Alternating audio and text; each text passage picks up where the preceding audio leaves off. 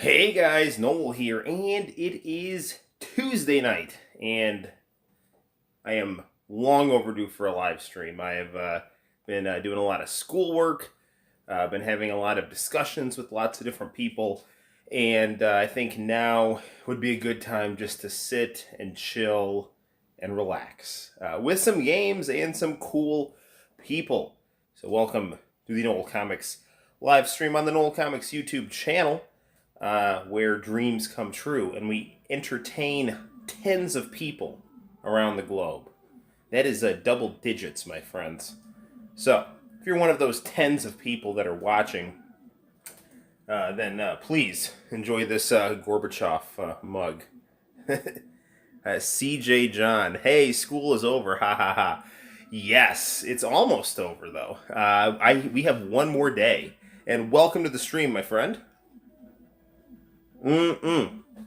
So, yeah, if you are in the Cortland Public School area, you have, at least I have one more day of classes, and my grades are due on the 23rd, meaning the last day I can accept work is the 22nd. So, congratulations on all your hard work, and enjoy the summer. We are, I think long overdue for some summer, although I have to tell you, I personally enjoyed quarantine teaching very much. I felt like the kids, when I held office hours and things like that, their attitudes were always much more positive because, they wanted to be there. And honestly, it might not always be fun not being able to see your friends, but having more accountability at home. Not every home is the same, but a lot of homes, your parent being on you to get your work done is probably going to be more effective than your teacher being on you, because your teacher doesn't follow you home unless you're teaching your child, which could happen. I actually did not have my mom as a teacher. But anyway, enough about school. Let's have some gaming fun. So the first game that we are going to play tonight on the live stream is actually what's known as a ROM hack of Mega Man or Rockman 4 for the Nintendo Famicom. But rather than playing as Rock/Mega Man, we are going to be playing as Roll, his spunky sidekick. Konnichiwa, Diego-san. Diego, the first game that we are going to play tonight on the live stream, welcome to the live stream, is a game called Roll-chan. It is a ROM hack of Rockman 4 for the Famicom. I actually just got this, and haven't done a ton with it, but from what I've played of it, I very much like it. So Roll-chan for the Nintendo Famicom, first on the deck, on the docket for the Noel ComiX live stream. Let's get down to it. So, you'll notice right off the bat, this game has fantastic graphics.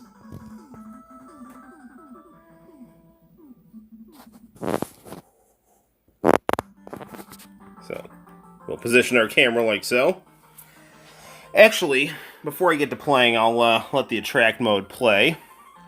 So hopefully everyone out there in viewerland has had a nice day today.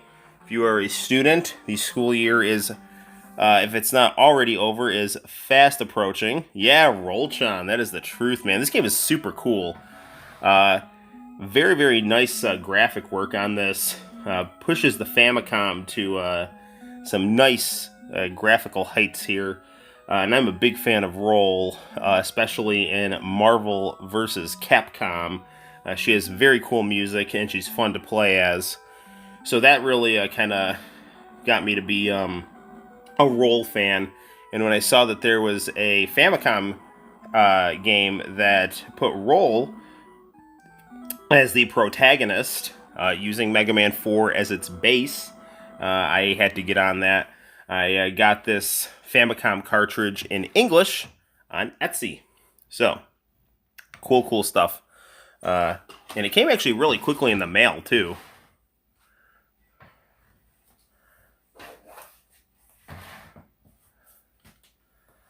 Now, it should be known that I am horrendous at Mega Man games, though. So, full disclosure.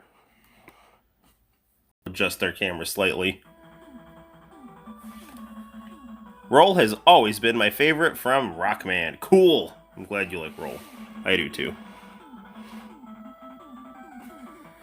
Check out this nice animation that the Famicom is pumping out.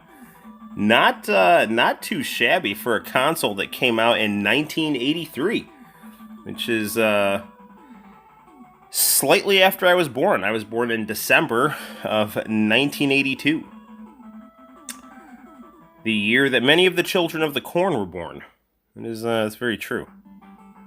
So we're just going to start the game here. We'll adjust the camera back just a bit. Ooh. Okay, so the thing with Mega Man games is, you know, you always have to kind of go to different levels based on what supply or special move you have. I'm just going to start off with Dive Man. I have not played Rockman 4 in any serious way, so this is pretty much my first time playing this game, and I messed around with this game a bit yesterday when it came in the mail, and had a lot of fun with it, but it is quite difficult, so. Incidentally, they have Roll-Chan games for really all the Mega Man titles on the Famicom, and you can find those on Etsy if you are interested in getting actual Famicom cartridges of them. You know, like me, I'm a big fan of Famicom carts, so I jumped on this the second I saw it. I picked this one for no other reason than I just thought the cover looked cool on the cartridge. But if you have other Rockman games of interest, search for Roll-Chan on Etsy, and you'll be pleasantly surprised. Now, I always die at this whale here, so we'll see what happens here. If I can do better, well, through live performance here, than I have been doing just in the few times I've messed around with this. Go down, go down! Darn it. There's always an attack pattern you have to figure out. Yeah, Rockman games are noted for not being easy. Now, I do have the original Rockman on the Sony PlayStation from the Rockman, whatever it's called, Greatest Hits Collection or whatever. Hey Noel, have you played any other Rockman X games? Yes, I have. So the Rockman game that I've gotten the farthest in is actually Rockman 1, where I got to the last level. And then I played Rockman X4, Mega Man X4, and got to the end of the game and got stuck both times. So both times for Mega Man 1 and Mega Man X4, I got to the end of the game, got stuck, and could not figure out what to do and gave up. I didn't even give up. I just tried something else, and then ended up just forgetting about the Mega Man game. I'm totally going down here. Yeah. Man, that stupid whale. It's like Moby Dick. The white whale. That damn whale. He took my hand and took my eye. Did a dragon punch so hard it left a massive scar on my chest, causing me to go bald and join a Thai demon-possessed drug lord in my quest for vengeance.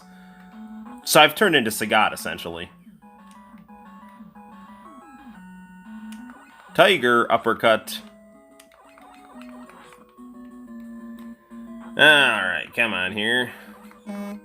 This is actually the first time I've actually gotten to sit down and play video games, man. So I've been having a lot of fun with Friend Project, my MySpace page. So if you haven't been tuning in, I'm now wasting a lot of time on a social media site called Friend Project, which is literally the old MySpace. So you use all those HTML codes and GIFs. Hey, we beat it! Please tell me that's the end of the level. Ugh. I don't want to lose! Help! Darn it! Jim P, hey, this looks great. This is Roll-Chan. This is a hack of Mega Man 4, and it is super fun. This is being played on the Famicom. Welcome to the stream, Jim. Glad to have you. Here at the Noel ComiX YouTube channel, we play a variety of Japanese video games, often in English, sometimes in Japanese, and have fun conversations about various things, ranging from 80s movies. Once in a while we'll talk about politics, but it's always done in a respectful way. Not like on Facebook. That is becoming increasingly an annoying place to be. But anyway, as I was saying, yeah, it was a friend project. I was spending a lot of time on that. There's not a lot of people there, but it's just a lot of fun to mess with your page and have a 2004 MySpace page again. The reason I got off MySpace was because all my friends got on Facebook, and I had dial-up, so, loading all those crazy GIFs and stuff took forever. Yeah, no, it's fun stuff. But one of the reasons I'm on there more often is because I'm just getting tired of all the politics on Facebook. Alright, let's see if we can get this whale over here. A whale of a wife. Oh, come on. Go down, go down! Yes, we got him. Okay, Diego. Damn, that Roll-Chon game is harder than Zelda and Final Fantasy VII combined. Yes. This is just changing Rickroll in... Wait, hang on a second, what you said? This looks great. It just changing Rock to Roll. Yes, Rock to Roll, yes. So for a second, Jim, I thought you were talking about Rickroll. And I'm actually a huge Rick Astley fan. I have Rick Astley's second album, which is actually has She Wants to Dance with Me on it, which is not as well known as Never Gonna Give You Up, but it's really good, and that's not good. Jumping right into those spikes. All right, I didn't say I was good at this game, but it is fun to play.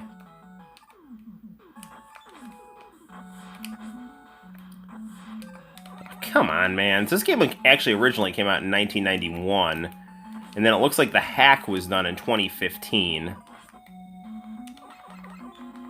And it is actually really cool, how people are continuing to develop games for the Famicom, both through the ROM hack scene and then also by making, just new games.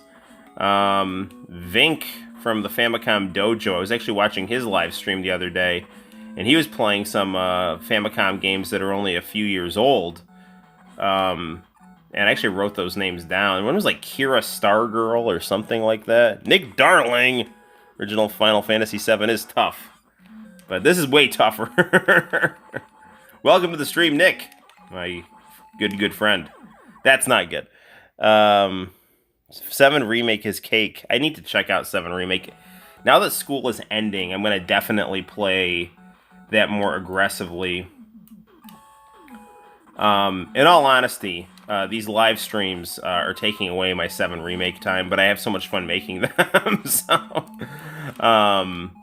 And then when I try to have like me time and play with the Final Fantasy VII Remake, I just always fall asleep because I'm so exhausted. Or I just end up watching some stupid idiot complain about things on YouTube. Like, like some YouTube channels I love, like Kid Show Ryuken and Gaijillionaire.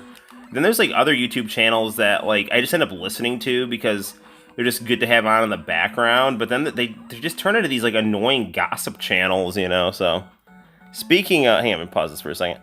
Speaking of RA, there's a video out there of a computer autonomously extending the Never Gonna Give You Up. Interesting. Okay, dude, I'm going to show you my Rick Astley record after this. So I have a 3-year-old, and I will often rock him to sleep to Rick Astley. There we go.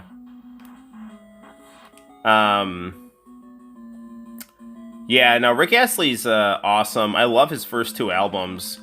His newer stuff I'm not that big a fan of, because he's trying to be all, like, jazzy and stuff. It's like, dude, just stop. Not, I mean, don't stop performing because you're awesome. Like, stop losing your sound. Like damn it. The Pet Shop Boys, actually, speaking of British pop music, recently came out with a remix of East End Boys and West End Girls, and it still keeps the original sound very well. So we've lost a couple times to that game. Let me actually show you my some of my LPs here. So, okay. We have the Stranger Things record, which is very cool. It's actually got a lot of good songs on it. So you can go to Walmart and pick up Stranger Things on LP, which is very cool. That's got lots of good songs on it. If you've watched Stranger Things, you know it has a nice 80s soundtrack. Hey Noel, do you miss working from home? I like working from home better than working at school, but I understand that there's some kids that need the school environment. But for me personally, I enjoy working from home better because I get to spend more time with my family. It's more relaxing, and I don't have to deal as much with discipline. But both have their merits to it. But I prefer working at home if you're asking me personally. Pet Shop Boys. This one is Domino Dancing. Madonna.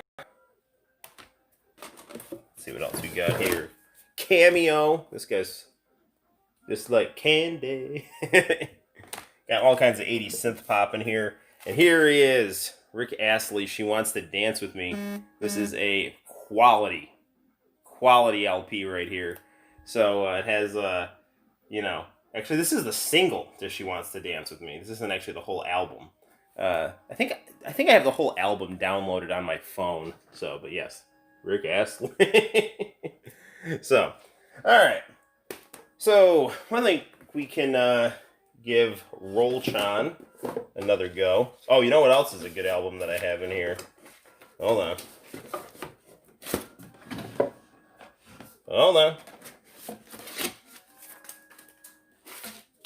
Bad. Quality. So this is Michael Jackson's best album in my opinion. So, and then I actually used to go to a record store. Is it easy or hard to work from home compared to school? I think it's a lot easier for me because I have more flexibility with my schedule. I get to spend more time with my son. Again, like I can just do things on my own pace. And in my opinion, like I can deal with the discipline, but it's really nice not to have to deal with the discipline. And since I'm doing everything through distance learning, it's like I talk with the kids, but it's like they can't give you crap when they're like sitting at home and everything's being done remotely. It's like, so ABC's The Look of Love. This is a really good record right here. So good stuff. Oh, and then don't forget about The Human League. Yeah, it's good stuff. Heart like a wheel, turning away from everything that's real. So there's my cool 80s synth pop collection there. I actually have this album cover framed right here because I love TM Network. They're a really good Japanese band. So Diego knows TM Network. They're some good stuff. So why don't we do one more shot at Rolchan, and then I've got some other interesting options we can explore. I definitely have Rocket Knight Adventure, Cheeky Boys for the Mega Drive. We can play some Art of Fighting 2. We can do lots of cool fighting game options. So we'll see where it leads. But let's play a little more Rolchan right now. I just wanted to kind of take a break because I've been, I lost a couple times. The topic of 80s music came up, so I thought it would be fun to share some 80s records. We could also bust into my cassette tape collection and my CD collection. I love your 80s albums. Thank you, Diego. Yeah, it's good stuff.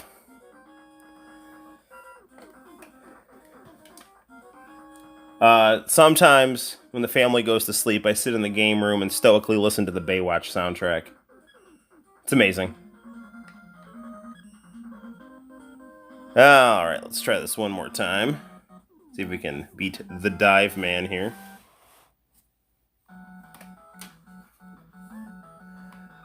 Alright, Roll-chan.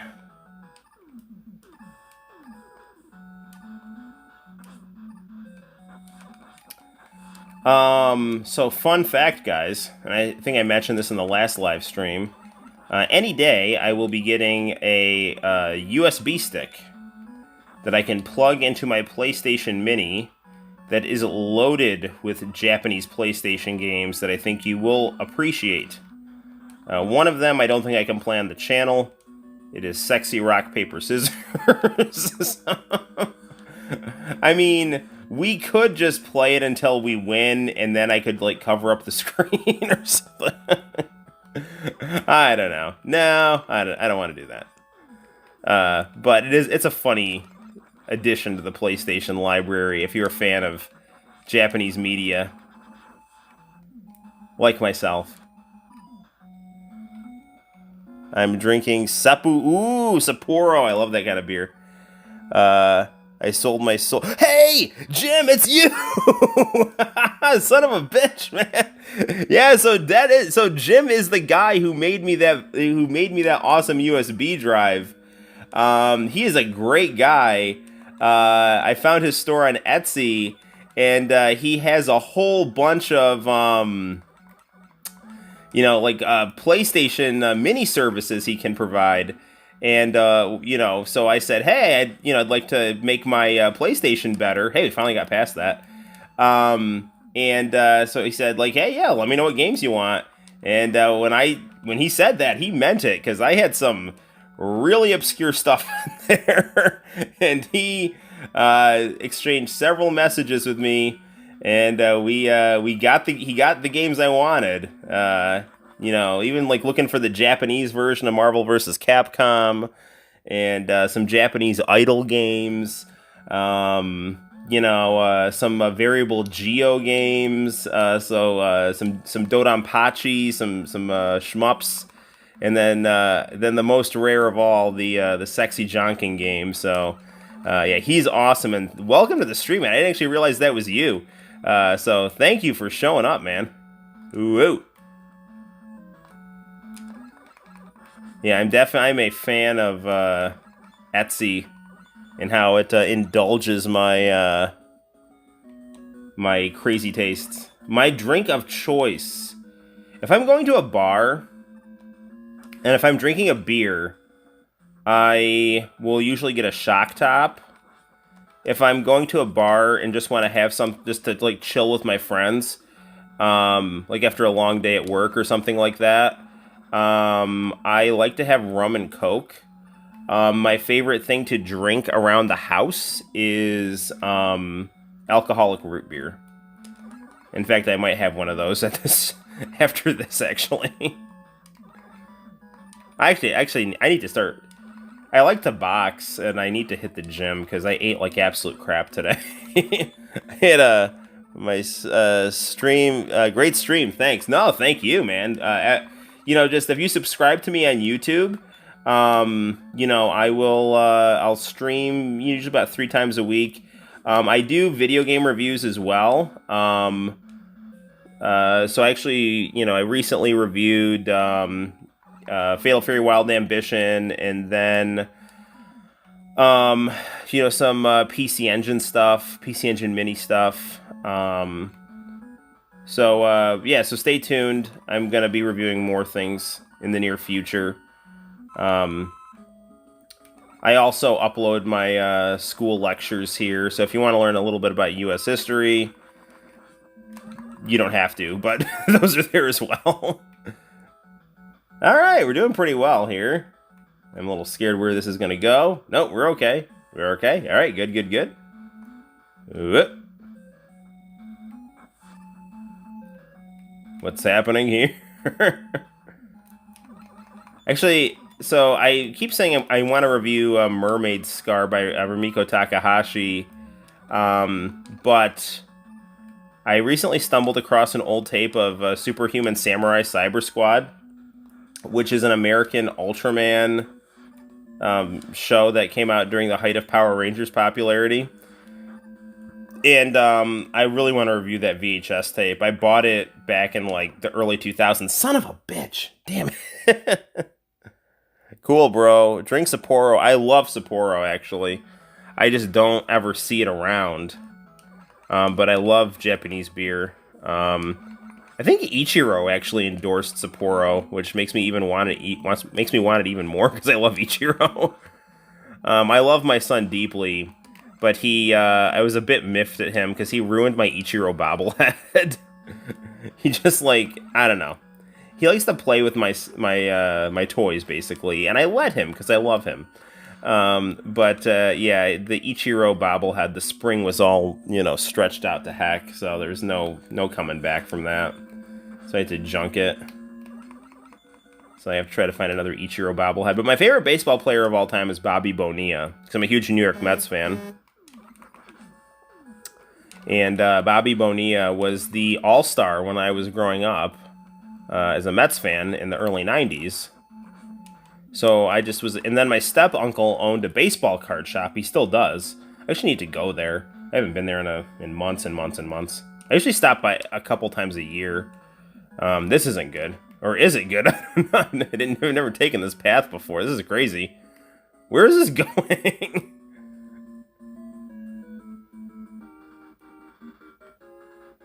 Okay, what did I just do? That was it? Wait, what did I do? I don't even know what I did there. Chris, how's it going? That's what happens when you have kids. My son Mike. Did you like watching VR Troopers? I did. In fact, I should be able to upload this. I have some footage that I taped off YouTube years ago of the original VR Troopers. It was called Cybertron, and it had Jason David Frank, the green and white Ranger, and when he died on Power Rangers, he didn't die. When his character got written off on Power Rangers, and Z Ranger, Green Ranger dies, and Power Rangers, he just loses his power. But anyway, when Green Ranger lost his power, they had a new show set up for him called Cybertron, and it had Jamie Kennedy, kind of early 2000s teen comedian, as kind of the Bulk and Skull type guy in it. But I guess the fans were so upset that Tommy was off Power Rangers that they actually had the main character of VR Troopers was originally slotted to play the White Ranger. They kicked him off of Power Rangers, planning to be on VR Troopers, and then had Tommy go back to Power Rangers. So Cybertron turned into VR Troopers, and actually the Cybertron pilot is pretty good. It's just like raw footage kind of spliced together. Damn it. So I did watch some VR Troopers, but not that much of it. So Rolltron has been fun. I keep losing at it. I don't want to just have you guys watch me lose a bunch of times here. So that's been fun. We might be able to revisit Rolltron later on in other subsequent videos, and maybe even the stream if we're really dying to do it. So we do have lots of good Famicom games here. Not a ton, but I do think I have a decent collection. Let me actually show you the Rolltron cartridge here. It's very cool. It's got the yellow cart, and it's got Roll, looking like she does pretty much in Marvel vs. Capcom. So it's a really nice cartridge here. I enjoy Famicom cartridges very much. I love the look of them. I think that NES cartridges look pretty bland, but I love the colorful anime style of Famicom carts. And actually, a really cool cartridge I have that I actually ordered off of Etsy, and this was done custom made in Spain, is Sweet Home, and it's the English translation of it. So this is actually the game that Resident Evil was based on, and it's cool. We should actually try some of this game for the stream. It's not easy, and I've not played much of it, but it's a cool game. that I do want to spend some time with. It's Sweet Home for the Famicom English version. And then, you know, this game actually needs a little bit of cleaning, but it's fun. It's Goemon. This one's a Japanese version, so it needs a little bit of translating here and there. And of course, this game actually kind of messed up my Famicom because it was pretty dirty, and I didn't realize how dirty it was. So I actually had to hit my Famicom with some alcohol and index cards. But this is the original Super Mario, the Japanese one that came out in 1985. So this is the game that started it all in terms of cool, you know, Mario games. Not that Donkey Kong wasn't also awesome. So there's a little bit of my Famicom library. I actually have the Final Fantasies, both in their Japanese cartridge form, and then once again, thanks to Etsy, I was able to actually get English translations with Yoshitaka Amano artwork on NES carts. So it's actually easier to find people with NES carts on Etsy than Famicom carts, but it's all good, you know. My wife, who's awesome, got me this off of Etsy. It is Samurai Pizza Cat. So, actually, we played this on one of the streams before. This is a crazy fun game. It's localized in English a bit much to my taste, but it's still really fantastic. I love this game. So, you know, thank you, wifey. Cool. All right, you know what we should do? We should play some Samurai Pizza Cats, but we're going to play that a bit later, maybe. I think we're going to play some what's known as the Mega Twins or the Cheeky Cheeky Boys. So we're doing some Japanese-style platformers. We'll actually pulled my Genesis games, and I pulled some Sega Saturn and Sega CD games for the stream. So let's see, Wonder Twins or Mega Twins or Cheeky Cheeky Boys, whatever you want to call it. I got this game at a flea market for like $1, and it's fantastic.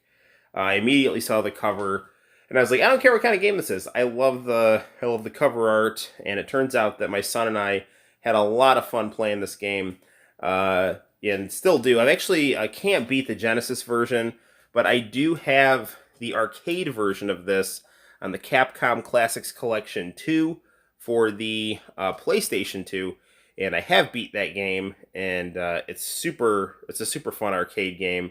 Lots of people say that the Sega Genesis could be a bit of a slouch when it came to big sprites and vibrant colors. Not the case with this game, so good job, Capcom. So, do you buy your stuff more on Amazon or eBay? More eBay, because I think you can get better prices there.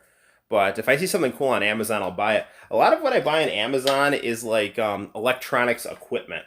So, you know, like high quality HDMI cables, you know, different downscalers or upscalers, you know, depending on my needs for the game room. You know, if I want to try to turn HDMI to VGA, you know, like for the gateway monitor like I do with my mini consoles. I get that kind of stuff usually off of Amazon, and for no other reason than the fact that it comes pretty quickly. You know, usually in a couple of days. So, let's get some Mega Twins, some Cheeky Cheeky Boys for the Sega Genesis, Sega Mega Drive. You know what else would be a cool game we could play for this stream is a Gundam Battle Assault, which I had Jim get me the Japanese version of. Gundam the Battle Master. So I actually think Battle Assault is a little bit cooler because it has Hero Yui as the main character, but I always thought Gundam the Battle Master would be cool to have as well. And thanks to Jim and his wonderful Etsy services, it's in the mail. So, cool stuff. All right. We are setting up the Sega 32X as we speak. All right. Where did our... there it is. Our camera stand go. Actually, Diego, you talking about booze is getting me wanting a root beer right now, actually. Yes, Woo is correct. Alright. So, we'll grab our 32X SCART cable here. We're going to unplug the Super Famicom, Super Nintendo Mini. We will plug in the Sega 32X. Please play Gundam Battle Assault 1 and 2. Okay. This can happen. I've got Gundam Battle Assault 1, 2, and I actually have 3 for the Game Boy Advance, which is the Gundam Seed game. So I can definitely play that. 2 is cool. I actually like 1 better, just because I remember I got that for my birthday. I was huge. I still am huge into Gundam Wing, and that was the first Gundam Wing game I ever had. I love root beer, my friend. Even the soda. Yeah. Not your father's root beer. It tastes really good. They actually have kind of a lot of alcohol in them, so they can kind of knock you out if you're... Like, I don't get drunk. I get tired. Like, that's what happens to me when I drink. Okay. 32X is plugged in. And I'm plugging the Sega Genesis. So unplug the 64. Because actually for the last stream, due to Diego's suggestion, we were playing GoldenEye. And I struggled my way through the first level, and we did, in fact, complete that level. Hey! Starchy. Alright. Starchy, we're almost done. We got 1 day left. But if you owe me work, you got till the 22nd to get it into me. So, alright, where's my game? Oh, it's right here. Alright. Ta-da. We probably don't have to blow on it, or take a Q-tip to it. We'll see how it goes.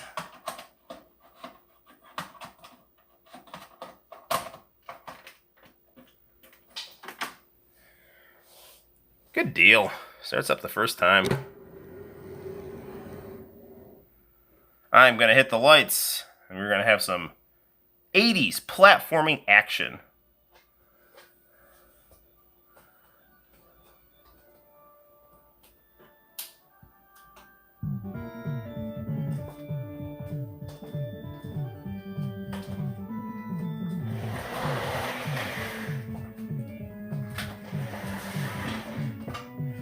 So this right here is a manga style platformer right here. Lots of cool anime artwork and comic panels mixed in with some very bright, vibrant graphics here that sadly you can't really see that well because of the glow on the screen, although when Anthony stops by the streams, he seems to like the glow. So that's cool. So basically, you have 2 twins who have to unite to save their land. This is actually a lot like the original Dragon Ball in terms of its style. So, you know, if you kind of follow the history of Japanese manga in the 80s, it was very much a lot of really cool, violent musclehead stuff, led by the style of Hokuto no Ken, Fist of the North Star.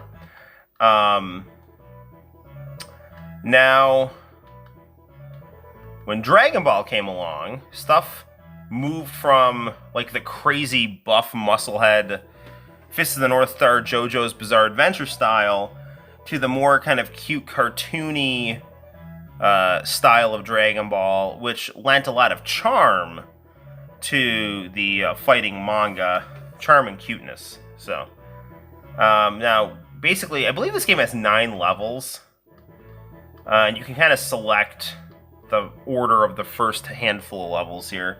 We'll just go in order here.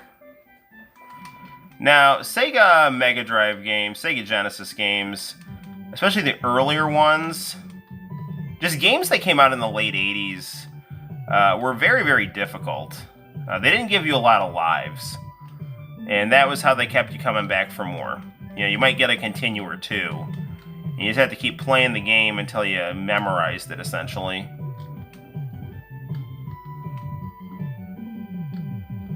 But very, very vibrant graphics here. Compared to Mega Man, though, Rockman, it's more forgiving.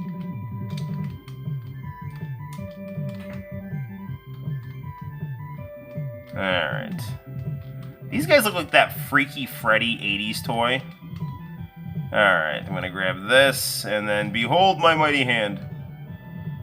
Yeah. So you basically have this handful of super moves here.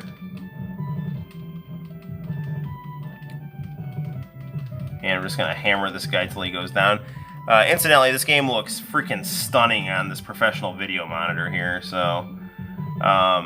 if you are serious about retro gaming, and this isn't, you don't have to have one of these, but having a professional video monitor and the original consoles with SCART cables is very, very nice.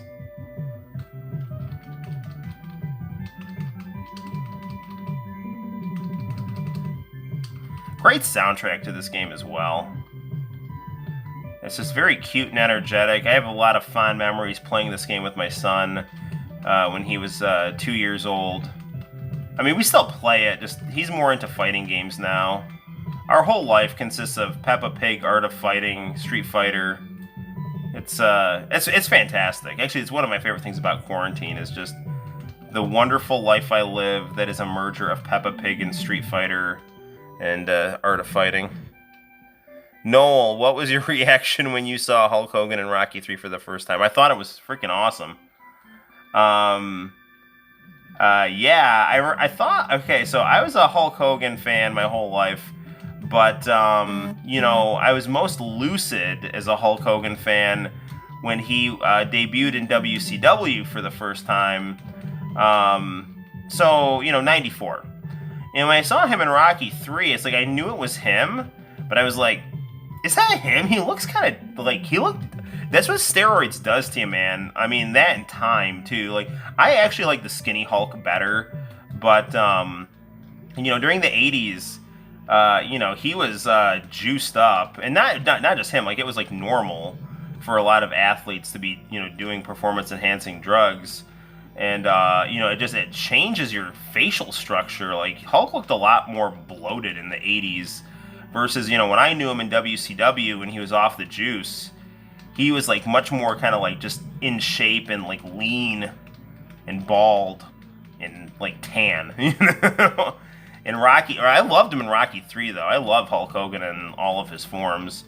That was more the AWA, you know, New Japan Hulk. He was Ichiban. Rocky 3 is my favorite Rocky.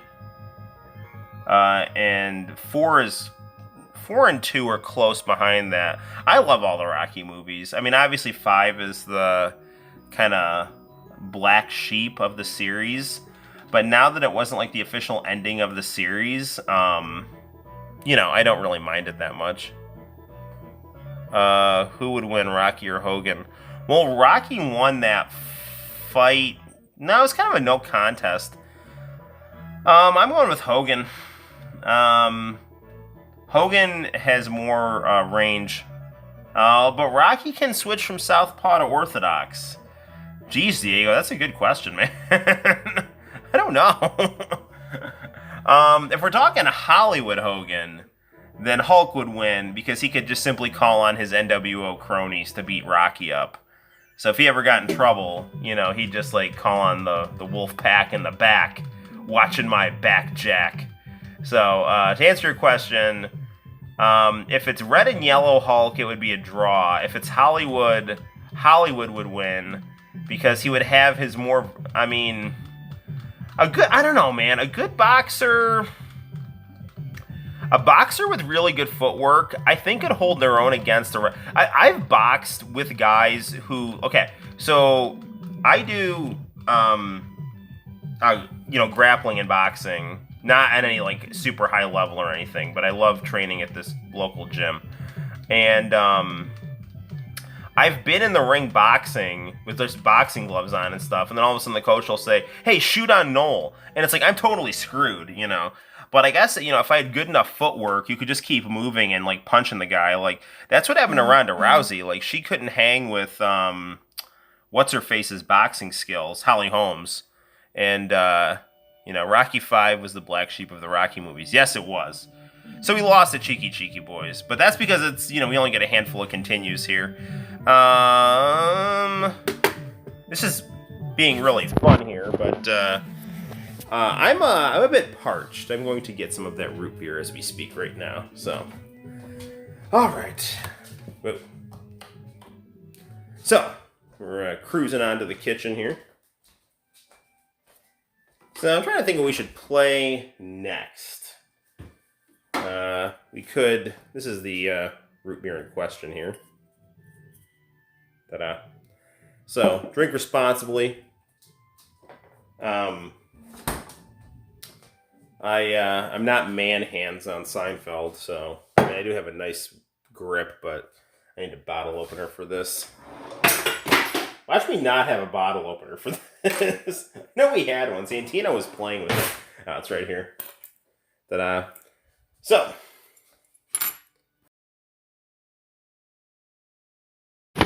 you were just in time for me to have a beverage right here. So we played a roll hack of Rockman 4, and we just beat the first level of Cheeky Cheeky Boys, also known as the Mega Twins, for the Mega Drive.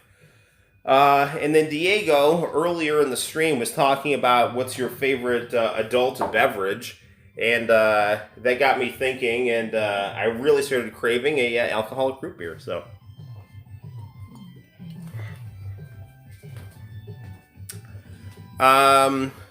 do you like The Rock more as a wrestler or actor? Wrestler, but I don't mind him as an actor at all. But I am a fan of The Rock as a wrestler more than him as an actor. So, fun fact about me that you already know if you kampai. All right.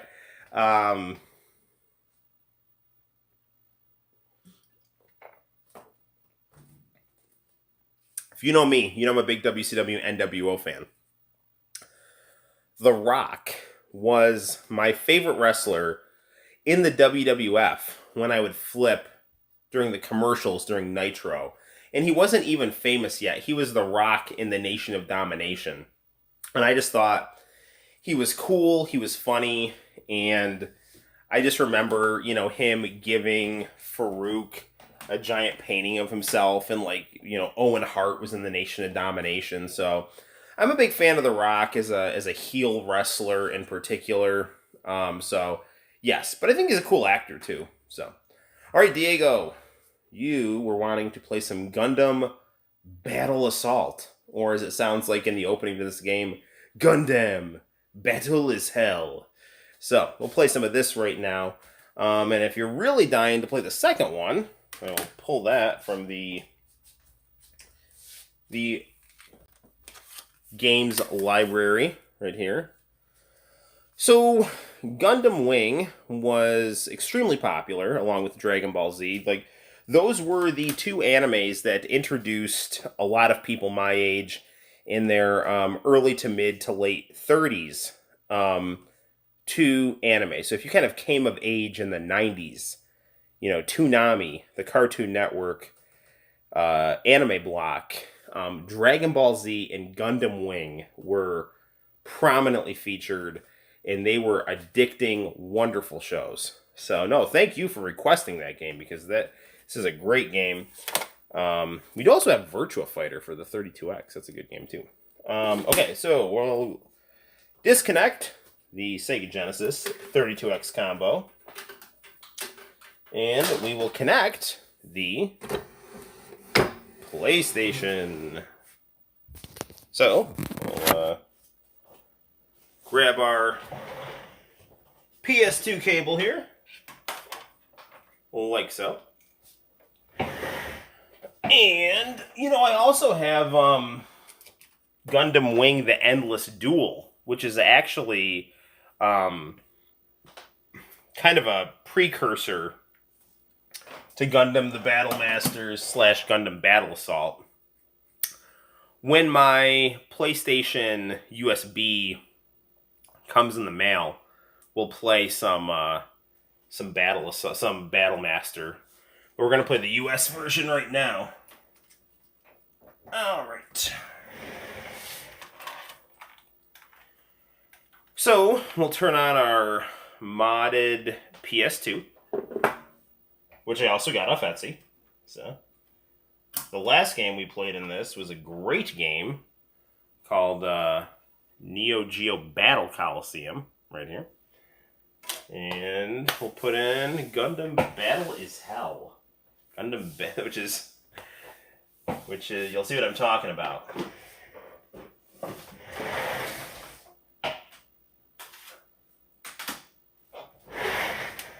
This game, in addition to being a very cool game, what's it called? Red Book Audio. So you can actually pop this. This has that.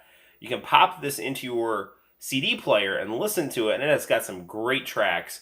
The cool thing about this game is if you are a fan of Gundam, the Universal Century timeline, it has all the Universal Century Gundams and Hero Yui from Gundam Wing, who was the Gundam protagonist that everyone in the United States knew because Gundam Wing was so popular, and Hero Yui is the protagonist of Gundam Wing. So this does a kind of a mashup of Gundam universes from the Gundam Wing timeline and the Universal Century timeline. And the boss of this game is Treize Khushrenada. So it's got a Gundam Wing protagonist, antagonist, and then all of the other characters from the Universal Century series, like Zeta Gundam, Double Zeta Gundam, Char's Counterattack. They're all in this game. And in Gundam the Battle Masters, I believe they just used the mechs. They did not use the pilots from the animes. But in this game, they actually use the pilots from the animes to pilot the Gundams. So it's a really, really cool game with some great music. So good stuff. I love this game. One of my favorite PlayStation games right here.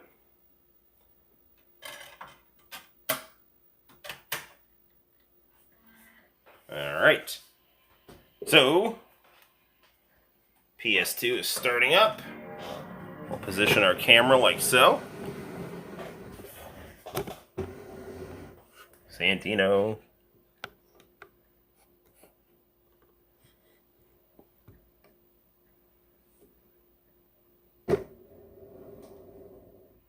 Okay, I'm gonna grab my root beer.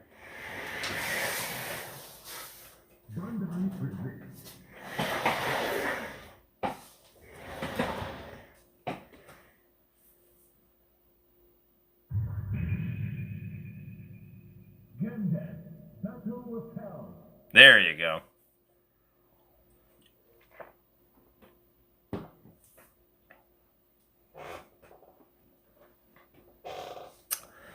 I still have my Gundam Wing t-shirt from 9th, 10th, 11th grade. It's fantastic. It still fits, although it's getting increasingly tighter on me.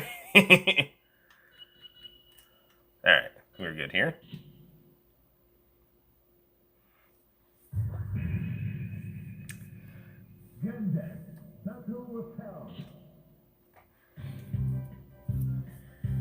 The year is 19X. It looks like our war isn't over yet. There are some who can't abandon their cause. They're still fighting in their mobile suits. Who knew that I would pilot my mobile suit once again, in order to maintain peace this time?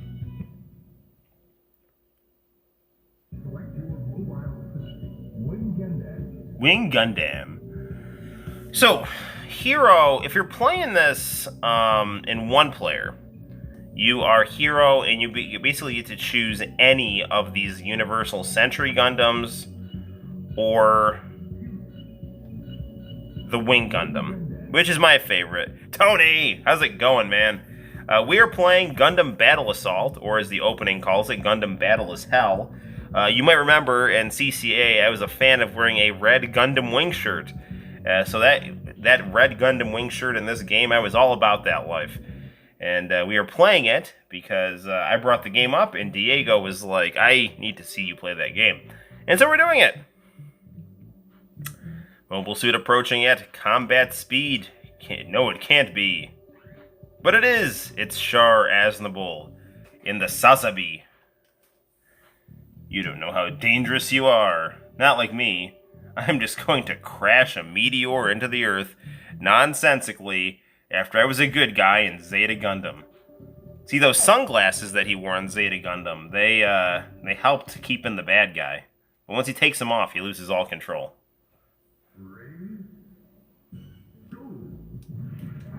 It's been a while since we played this game. Humongous sprites here. This game is functionally very similar to Gundam Wing: The Endless Duel. Plays just like Street Fighter 2, but with giant robots. So this is actually very similar to Cyberbots, which we have the PlayStation version of that on our PS3. Wealth and glory to the winner. This game is another very relaxing PlayStation game. Wow, they're huge on that screen. That's really impressive. It is. Yeah, I'm a huge fan of 2D fighters, but you guys could never figure that out, since that's literally almost all we play on these streams here. We do play the occasional 3D fighter. Dead or Alive, if you're listening, Rogue Drums, should be arriving in the mail Thursday at the earliest. Dead or Alive 2 Ultimate. This is a game that he has been after me to get for a long time. I have Dead or Alive 2, I just don't have the Ultimate version on Xbox. I have the Dreamcast Japanese version. So, this game has such a relaxing soundtrack, pretty visuals, some energetic synthesizer mixed in there. I was just rewatching a speedrun of Eternal Ring on PS2. That is not an easy game. I will have to look into that. I've never heard of that game. What kind of game is it?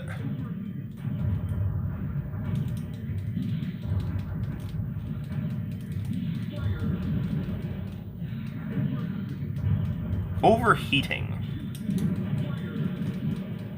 So, Wing Gundam and Zeta Gundam on this game are essentially just palette swaps. But either way, I mean, I don't care. I'm not opposed to palette swaps. Resistance is futile. Locutus is my master.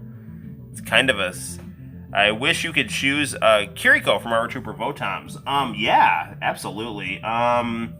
They've got some Armor Trooper Votoms games. I know they've got some on Super Famicom, and I believe they've got some on PlayStation as well.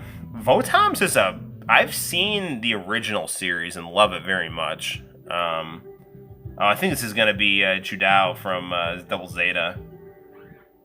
Yeah. This is some of my favorite music in the game.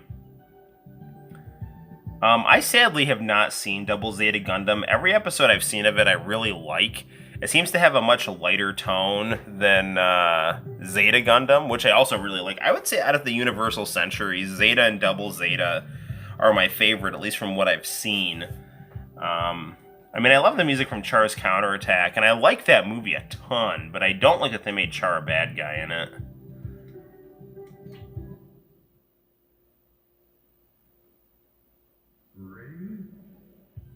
Man, I love this music here. A different story, but the same gameplay. I've never played King's Field either, so forgive my ignorance. Is it like a third-person shooter RPG type thing? Or is it like a dungeon crawler? I have no idea. I don't know, man. It's cool, though. I mean, it sounds cool. No, yeah, I'm sorry, man. I don't know. I'm into, like, Japanese RPGs and fighting games and platformers and, like, older games on the, like, of the 8 to 16-bit era. It's not a fighting game, so I understand. Oh, I'm out of ammo! But still checkmate. Wealth and glory to the winner. They need to make a Baywatch fighting game. Tony, how skilled are your programming skills? I know you can, like, you've made, like, cool Atari 2600 style games. Can you make, like, a vibrant sprite Baywatch fighting game with J-pop music? I'll provide the artwork. It was a first-person RPG. Interesting.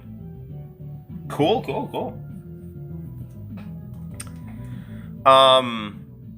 The most first-person RPG I've played is some of the dungeon crawling in the original Phantasy Star. And I haven't done a ton of that. The original Phantasy Star looks really cool. I've kind of dabbled in it. I've got it on a Genesis clone from @Games, and I've also got it on my Nintendo Switch, which is a better version. But first-person dungeon crawling is hard because, you know, you can get lost very easily, or at least I can. You saw me play GoldenEye. Me and first person are kind of a thing.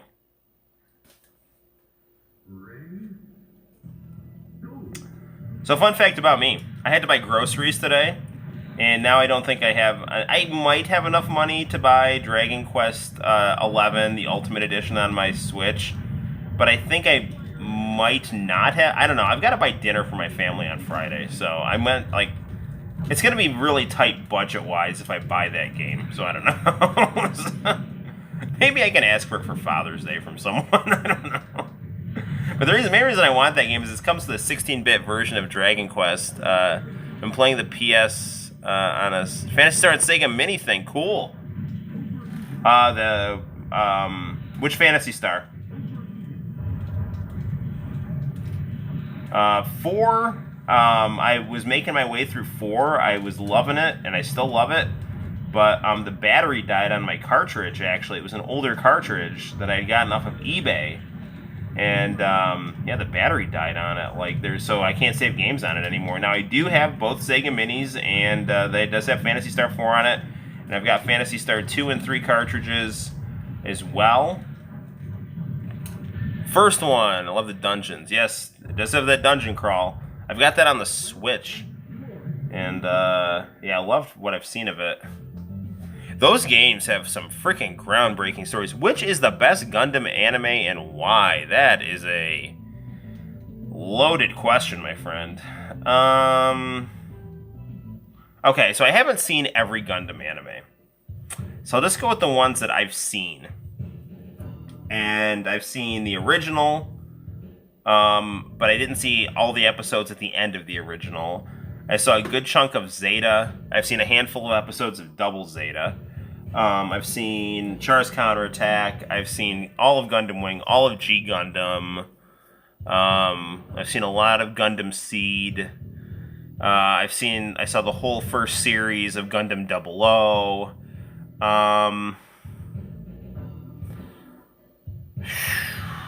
Man. Emotionally, I have to pick Gundam Wing, because it's my first Gundam series. And the story in it is very good. The animation is very nice, and the music is very good. I love G Gundam, because I love the fighting genre. And I like Zeta Gundam, because it is very stylish and has a nice ironic story to it, where... in the absence of the Zeon Empire, the Earth Alliance has become corrupt. Short answer, Gundam Wing, but G Gundam and Zeta Gundam are very, very close. So that's, my perspective there. But everything I've seen of Double Zeta, I love the ending credits to Double Zeta. Neil Sakata did the music for Zeta Gundam. Hooray for Mr. Wonderful. He's feeling bold and beautiful. In fact, I think because Neil Sakata did the music to Zeta Gundam, that's why they had to like cut the good opening and closing credits off of the DVDs, which really infuriates me. Like, what the hell, man? Like, just freaking give him your either Sunrise needs to pay the royalties, or he needs to just not be such a jerk about this. Hey, True Sinister, I'm at my dad's house. I'm not home because I have no idea where my keys are. Well, good thing your dad lives close by. Yeah, I've been there where I've had to call my mom. It's like, do you have keys? Because I'm locked out. You know? Just come over.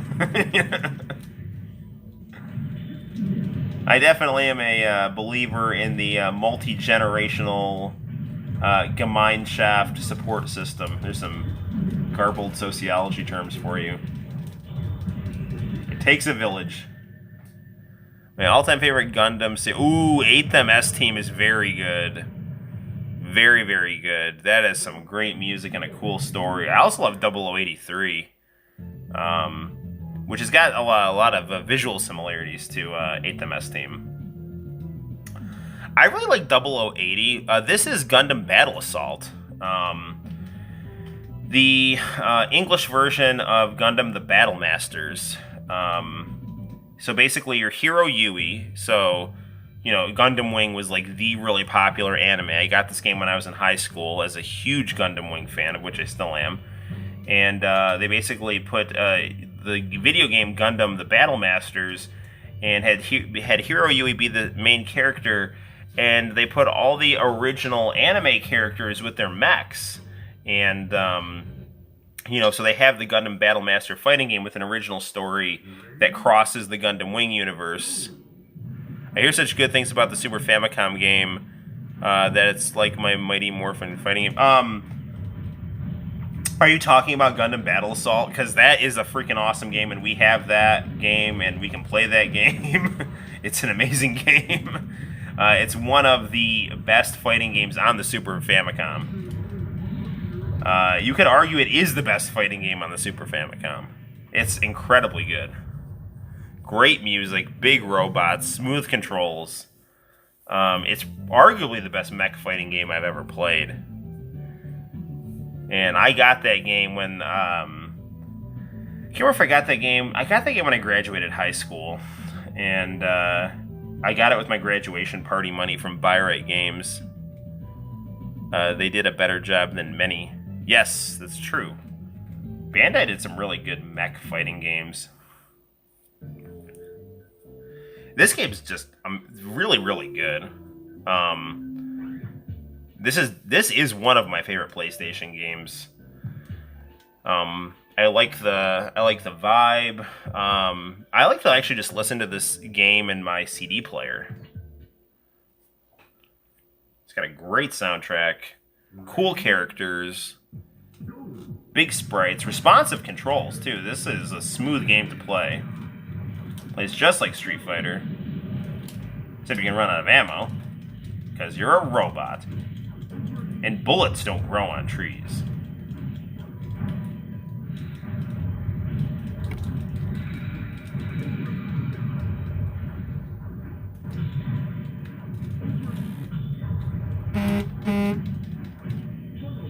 Fighting the Cubile, the land of the new types.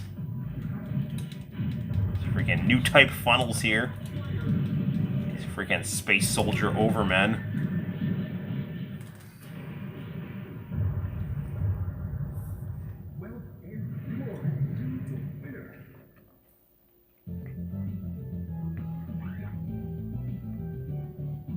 I was taught to go with my instincts. I can't believe it. You defeated me. I'm ashamed of myself for losing so easily. I'm glad to have come back and finally met such a worthy opponent. Haman Karn. When will this madness end?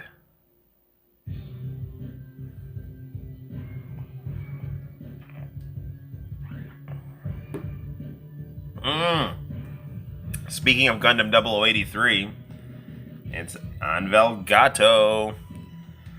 So, fun fact about Gundam 0083, the closing song, Magic, sung by Jacob Wheeler in English. I used to put my son to bed to that song. It's one of my all-time favorite songs, and for a long time, it was banned from YouTube for copyright issues, and I think it's back up now, which is great. It's such an obscure song. I can't stand when just like, you know, nobody is even like selling this song anymore. It's impossible to find. And it's like then for whatever reason it's like, oh no, copyright, can't have it on YouTube. It's like, dude, one of the whole points of YouTube is to preserve and share media. I mean, if anything, YouTube is making like that song accessible to people. If you want to find a better way to make Magic by Jacob Wheeler accessible to people, by all means do it. But until then, leave it up on YouTube.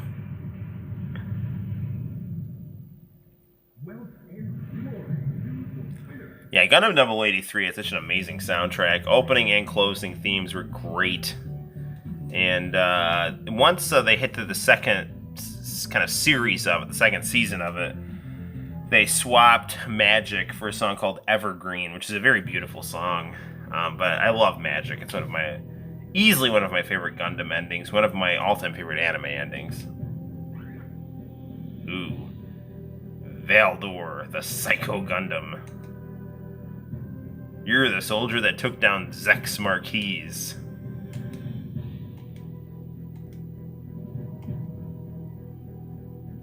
He's even stronger than Trey's Kushranada.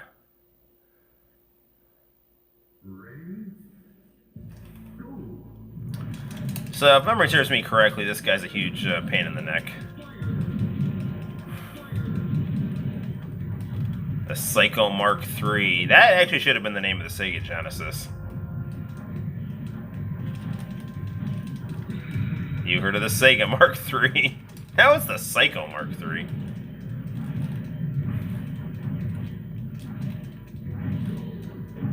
Let's kick this guy in the shins as much as I can here. Out of ammo. Super move. This isn't good. This isn't good. Not good. Not good. Not good. Ah. Thud. I do need some practice. But my war isn't over yet. I think we should be able to beat this game. It's not too insane.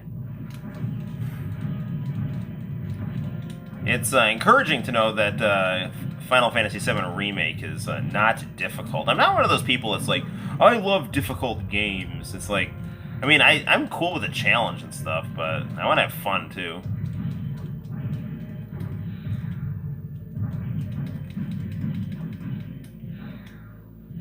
I mean, if a game is difficult, that's fine. I don't want to make it sound like I'm opposed to hard video games. But there are definitely some games that are, especially like if it's an RPG, like, dude, I just kind of want to hear the story sometimes, you know? I'm more of a story-oriented RPG fan.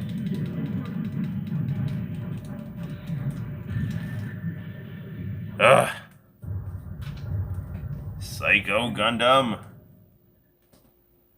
I mean, if we get really stuck on him, we'll just play a different game.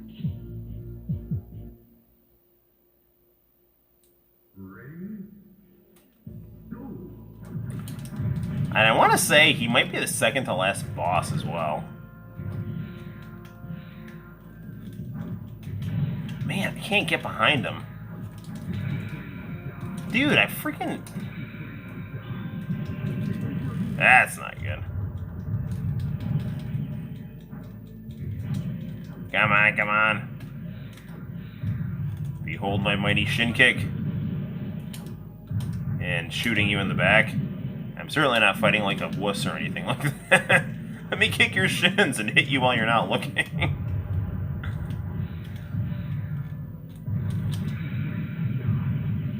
Well, that super move did some damage. My ammo is not great, and I'm out of ammo.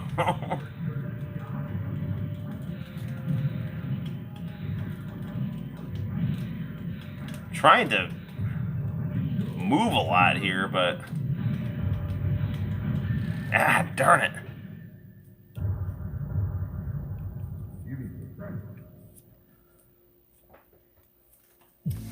We'll give it 3 more shots. If we can't beat him in 3 more shots, we'll switch games.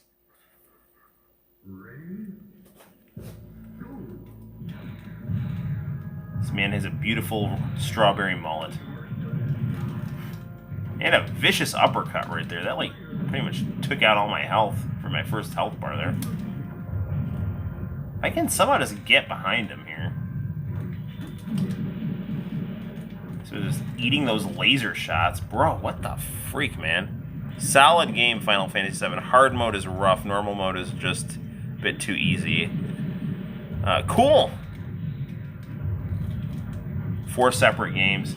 Yeah, I hear you, man. And who knows, like, what can happen when they divide the games up like that. Like, Xenosaga, they really kind of screwed that up. Because it was supposed to be many more games than just 3 games. But the first game was cool, but then kind of just ended, you know, without any real resolution. The second game was not that good. And so then they're like, well, we got to finish this up in the 3rd game. And all of a sudden the 3rd game was great. But, you know, I don't know. It just seemed like they could have just all done one big game rather than just kind of drag it out for 3 games. And have, like, 2 mediocre games and a great game.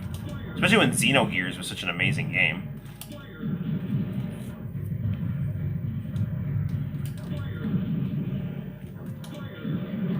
Ah, damn it.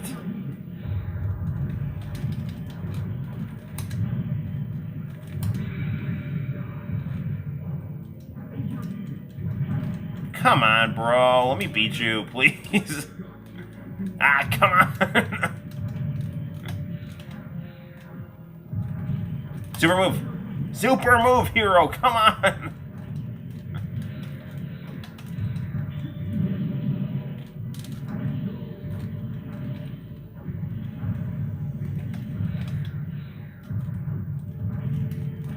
Oh, come on. No, don't lose. Super move. Super move. Come on, you son of a... Oh, good. I got him. All right. Woof. Well, I didn't do my super move, but I ended up doing something just as good. So there you go. So wealth and glory to the winner, which is me. After some frustration, but ultimately it worked out. You're such a fool. Treize Khushrenat is already dead. Treize is dead? No, it's you who is dead, you fool. What did you say? You defeated Treize and now me. Ah, just forget about it. Mobile suit approaching at a high speed. Is that a Gundam type? But that mobile suit is... It's the Hydra. Treize is here. What console is this game on? The original PlayStation. The PSX. The PS1. The first of many PlayStations. Not counting the original PlayStation, the Nintendo PlayStation, which sadly Terry Diebold, who seems like a really cool dude, did not, you know, get, I think, what he deserved for that. I would never, ever, ever, ever sell that. But I think he got to the point where he, you know, wanted to cash in on it and was wanting over $1 million, and he only ended up getting $300,000, which is still a crazy amount of money, but the Nintendo PlayStation is the holy grail of gaming consoles, so I would never, ever, ever, ever, ever sell that.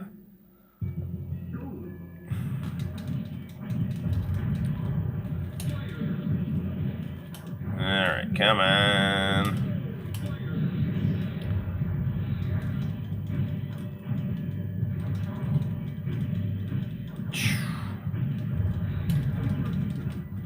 Alright, got him down to... Super move, come on!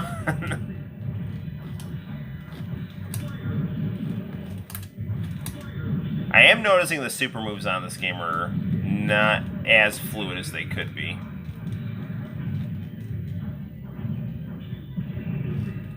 Oof. That's never fun.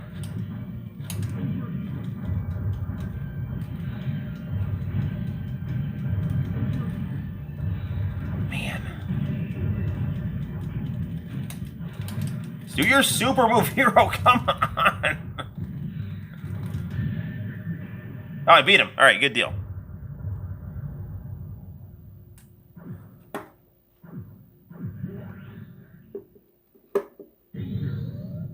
Uh-oh. That's not a good sign.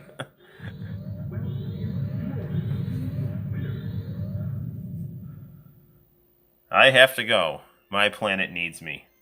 Literally. You are a true warrior, Hero Yui. I may have lost my mobile suit, but I'm still alive. So, what are you going to do, Hero? If your intention is to end it here, go ahead and shoot me. If not, I'll be seeing you at the barbecue that Relina's holding. Trays, you son of a... Wait until we meet again at Sunday's barbecue.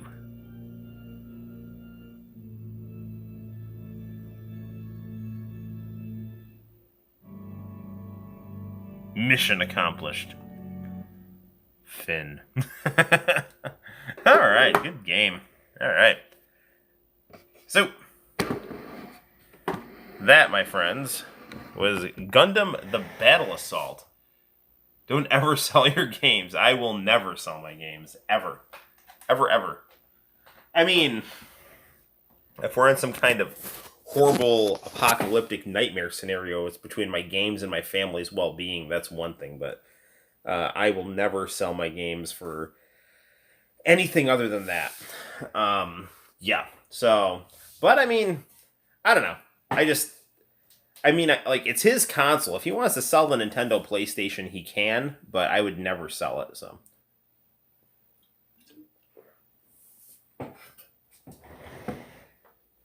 Well, we beat the first Gundam Battle Assault.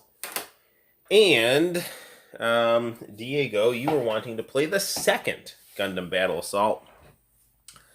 This game was made, more from the ground up. This has 3 Gundams in it. From the series that were, known in the United States at the time. Basically had story modes based on these Gundams. So, all right, as opposed to the original Gundam Battle Assault, which basically just kind of pigeonholed or shoehorned the Gundam Wing characters into a Universal Century game, which I actually think is great because I love the Universal Century stuff. I love the Gundam stuff. So, the Gundam Wing stuff. Okay. Let's swap our games. We will shut off our PlayStation. Swap our Gundam discs.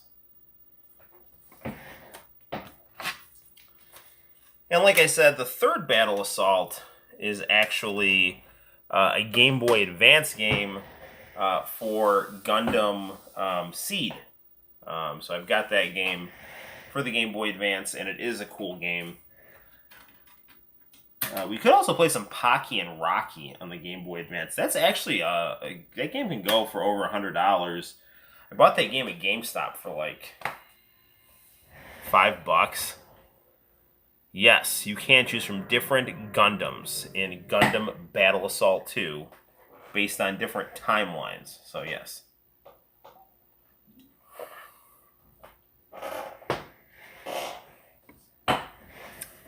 Alright, here we go.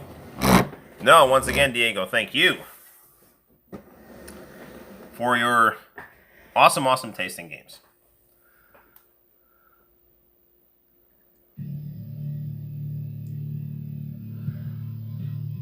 So,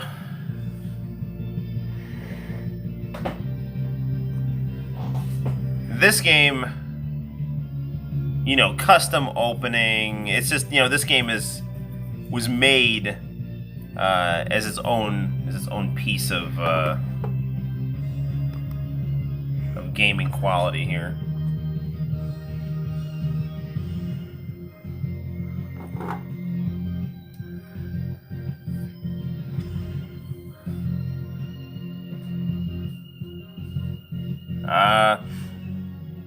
Domon Kashu. The God Gundam versus the Devil Gundam.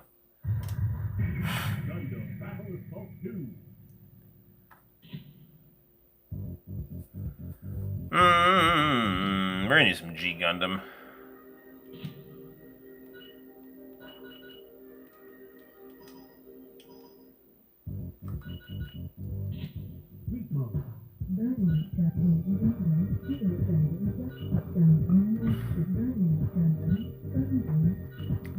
You can actually unlock a lot of Gundams.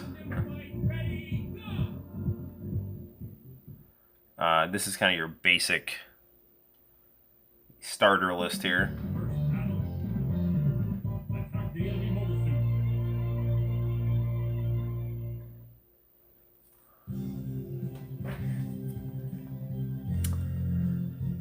One of my first classes I ever taught, I showed the kids an episode of G Gundam to get them to understand how other cultures viewed other cultures. So I was having them look at all the different, kind of positive and negative kind of stereotypes that were in G Gundam, and it was fun. But much more positive stereotypes. This game features the American voice actors.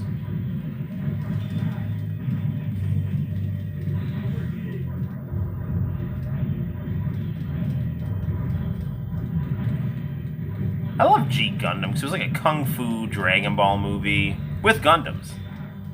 And amazing music, which did include some Chinese pop music as well.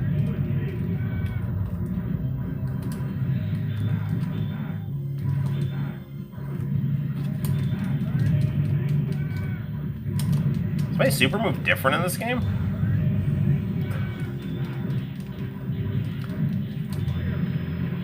Usually it's double Hadouken and punch.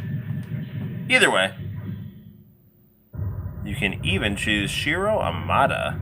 Yes! I forgot about that. You can do that.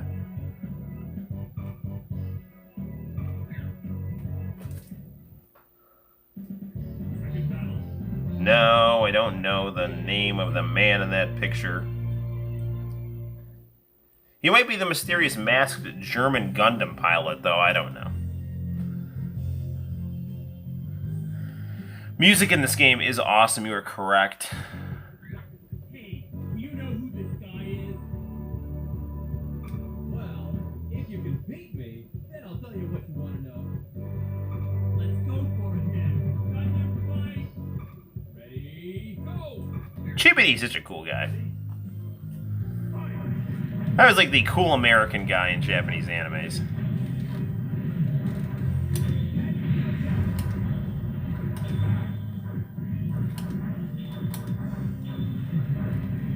How did I do that Hadouken move? It's not a regular Hadouken.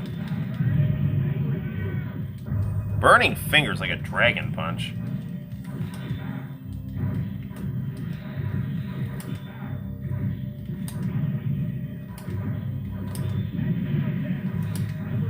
It's kind of like he fights a lot like Terry Bogard, which is super cool.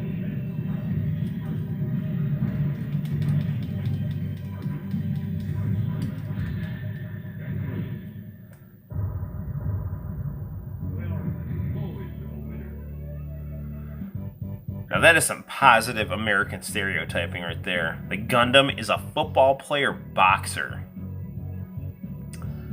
Piloted by a guy with a semi-cowboy look whose whole goal in life is to achieve the American dream. Oh, here comes Gato.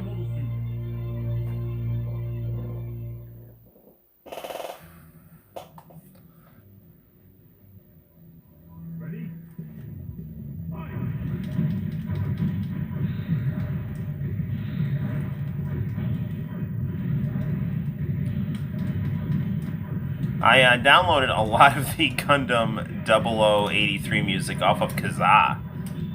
I still have it on burned CDs, if they actually still work. A lot of those burned CDs, sadly, when you burn them, it's like, oh, these CDs will last forever. And then like, oh wow, these CDs are not working anymore.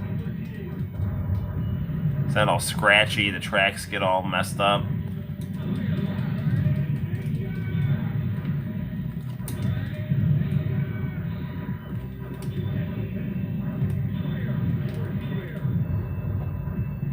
You do really play as Terry. I know, he's got the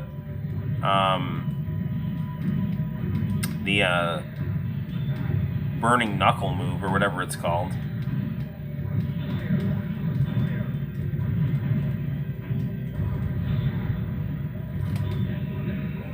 Ah, crap.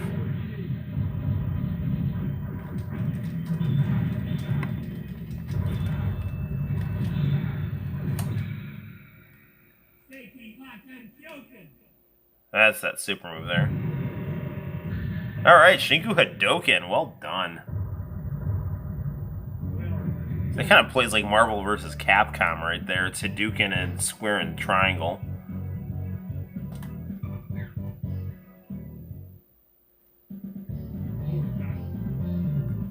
Argo, the Russian Gundam. I thought it would have been cool if they gave him a more proletarian theme, but it's all good.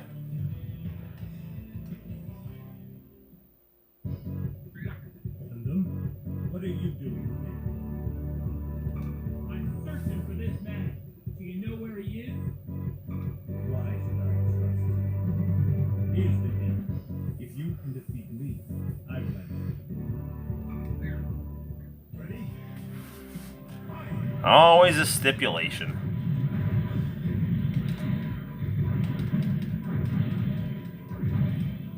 Great music in this game as well.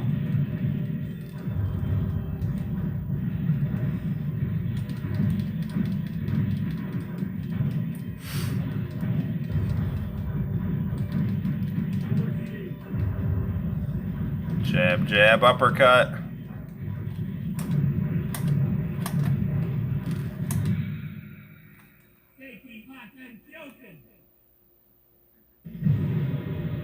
I like how the G Gundam guys go Super Saiyan as well.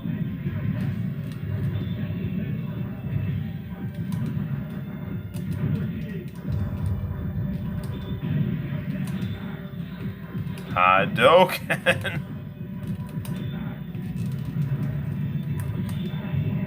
For how it looks, it's amazing that PS1 could do this. Yeah, PS1 could push itself to crazy heights. I mean, if you take a look at the FMV stuff in Squaresoft games, it looks like, you know, easily PlayStation 2 stuff, and, you know, maybe in some cases can hang with the PlayStation 3. I mean, not for gameplay, but for those FMV scenes, they look pretty much as good as anything.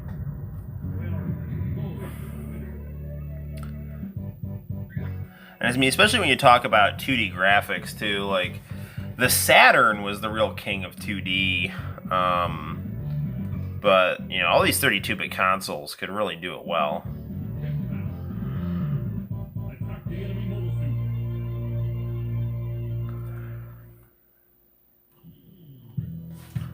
Wow, that is a great big problem for me. Let's try to get behind it and start kicking it in the calf.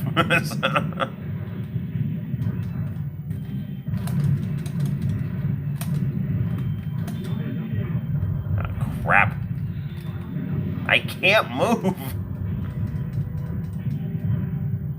Ugh, freaking Big Zam BS.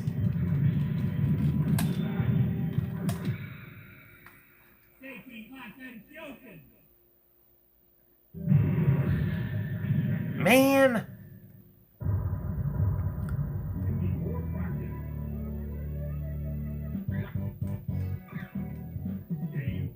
Ugh. Yeah, sure. Thought they weren't going to give me any continues. Yes, I will attack the enemy mobile suit.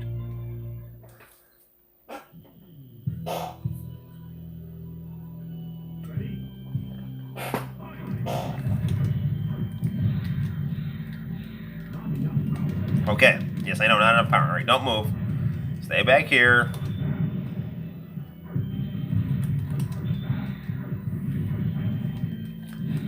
If I can just get behind him, that's really the key.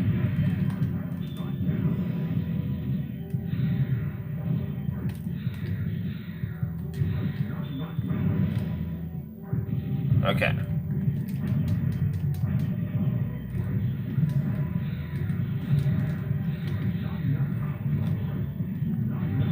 Come on, come on, come on.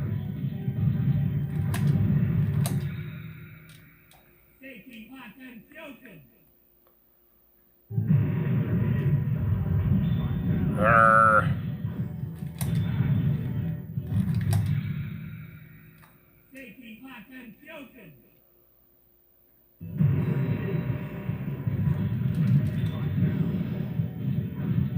Hey, come on, come on, get behind him, get behind him.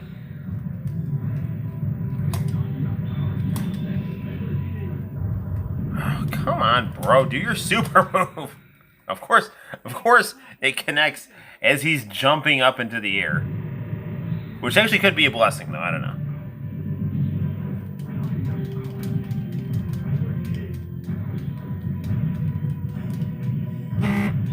Man, all that just to get that one life bar down. Well, same situation as last time. If we don't beat him in 3 tries, we'll play another game. Yes, yes, better luck next time. You know, I do have an actually pretty cool Inuyasha tag team fighter for PlayStation. Inuyasha, definitely a popular anime.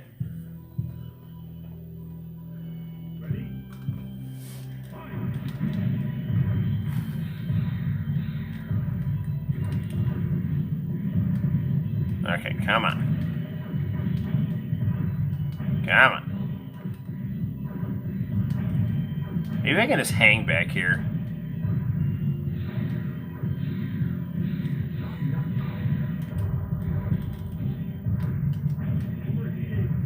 I can't stand toe-to-toe with them here for sure.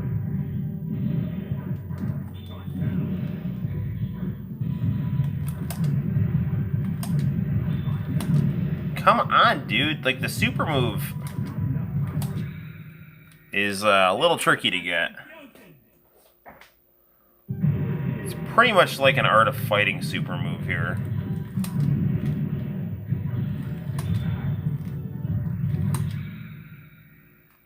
Oh, you know what? I think you have to be totally charged up.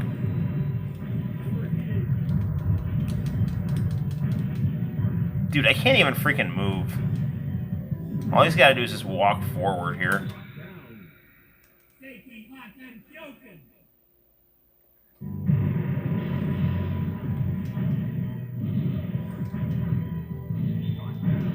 Yeah, there's nothing I can do, man.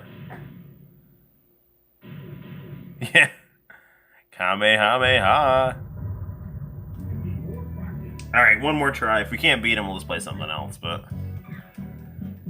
This game is awesome. Yes, we'll continue the game.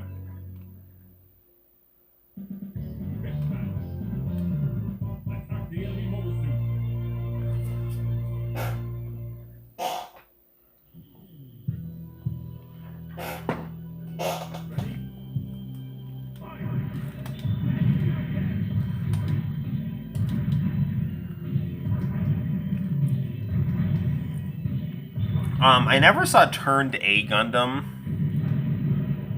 and, you know, I know that was, a very popular Gundam. I never saw Gundam X either, and Gundam X was kind of the third in that, you know, trilogy of Gundam Wing G Gundam. Gundam X also had a nice English closing credits song.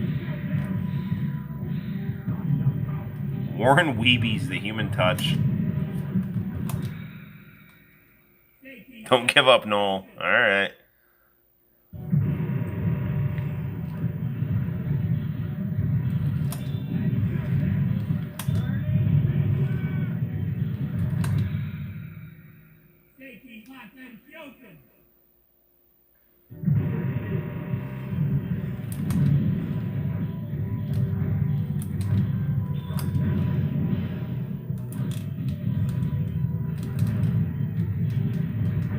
I'm not gonna win.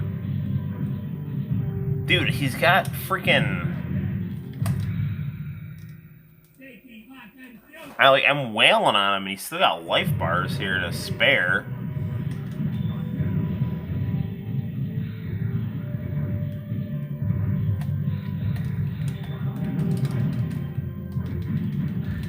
Damn it. Alright. So, I know I said 3 more tries, but since we did, I should have gone for the burning finger. I know I said 3 more tries, but we actually did come pretty close to beating him that time. So we'll do one last college try right here.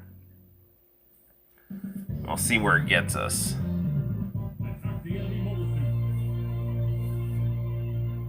Gonna attack the enemy mobile suit one more time here.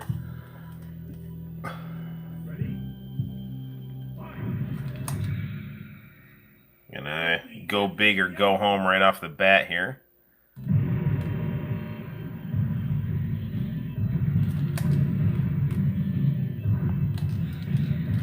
Bro, I'm trying to freaking get past them here. I'm just gonna try to just spam my super move here. But see, even then, he took 2 of my super moves, and it took down 1 life bar. So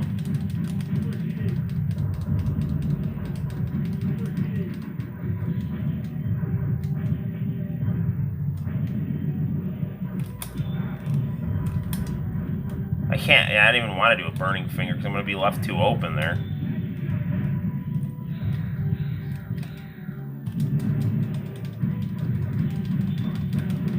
Maybe just try to jab the crap out of the back of his leg there.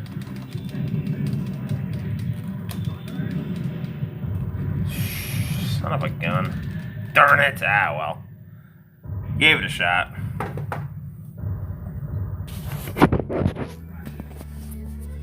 Well, I can guarantee you that I have beaten that game, but it looks like tonight is not going to be the night for that. So, good stuff. Alright, what should we play next?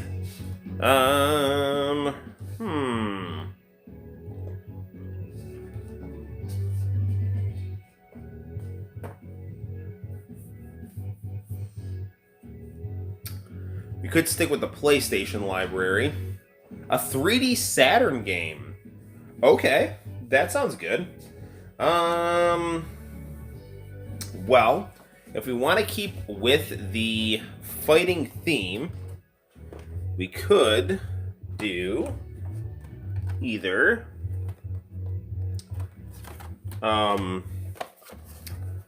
Fighting Vipers, which I think we'll do Fighting Vipers.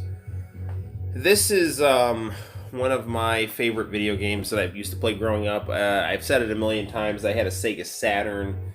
It's my second gaming console, and this was one of the games that I had on my Sega Saturn and enjoyed very thoroughly. We also have Virtua Fighter 2 as well.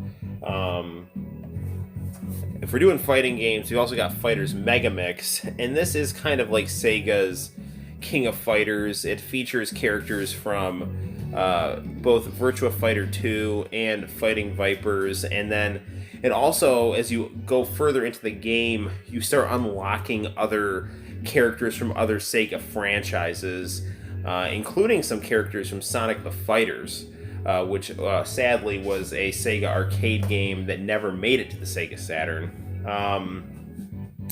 So I'm thinking Fighting Vipers. I'm actually waiting on a Japanese version of Fighting Vipers that's coming in the mail, but because of coronavirus, it got held up in Japan for a long time, and it's just now getting ready to ship out because I've been tracking the shipping through Etsy. So we'll play some Fighting Vipers If you want to play a platforming type game, we've also got Nights into Dreams. We've got Christmas Nights, and we've got Sonic 3D Blast. So we've got some 3D options there. I remember we played the Amuro Nami disc that actually got us into some trouble, again, because of the kind of crazy draconian Japanese copyright laws. You know what else would be fun for us to play? If you're into 3D Sega Saturn, we could play a little bit of the Sonic World at part of Sonic Jam, which is essentially a tech demo for the Sonic Adventure game that was in development for the Sega Saturn before it got ported to the Dreamcast. Next game you need is Sonic Adventure 2 on Dreamcast. I don't have that, sadly.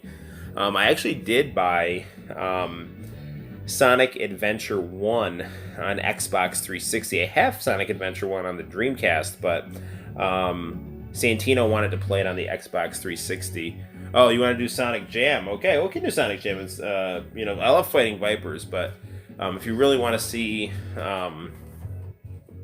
something a little on the interesting side, play some Sonic Jam. And actually, Sonic Jam has Sega Saturn ports. It's not emulation. They built the game from the ground up for the Sega Saturn of Sonic 1, 2, 3, and Sonic and Knuckles, and Sonic 3 and Knuckles, and then it's also got the Sonic tech demo for Sonic Adventure in 32 bits. I'm also starting to like the coronavirus because we don't have to work, only playing video games and watching anime all day. Yeah, I mean, you don't totally get to do that all the time, but it is nice that you definitely have more leisure time to do those things. It's amazing. You don't have to get it, but yeah, I'm happy DOA 2 is coming on Thursday. So am I. I am a huge Dead or Alive fan.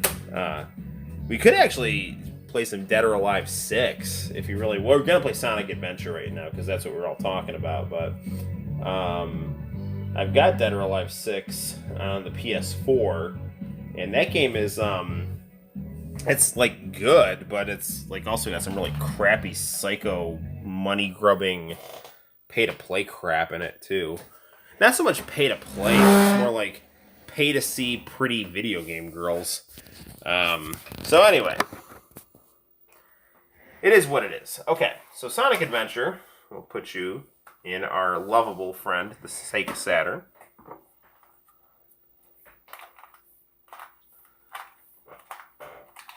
So 2 Gundam Battle Assaults. And you beat the first one, which is nice. I have much more experience playing that.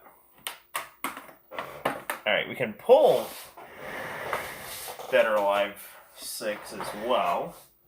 I actually have a nice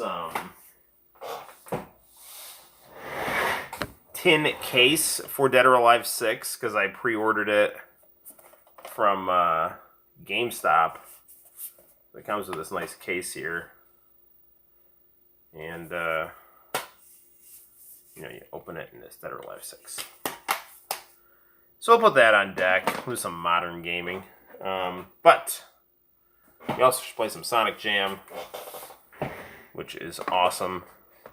If you're a Sonic fan and you're looking for some bang for your buck and you have a Sega Saturn, Sonic Jam is a really good thing to buy.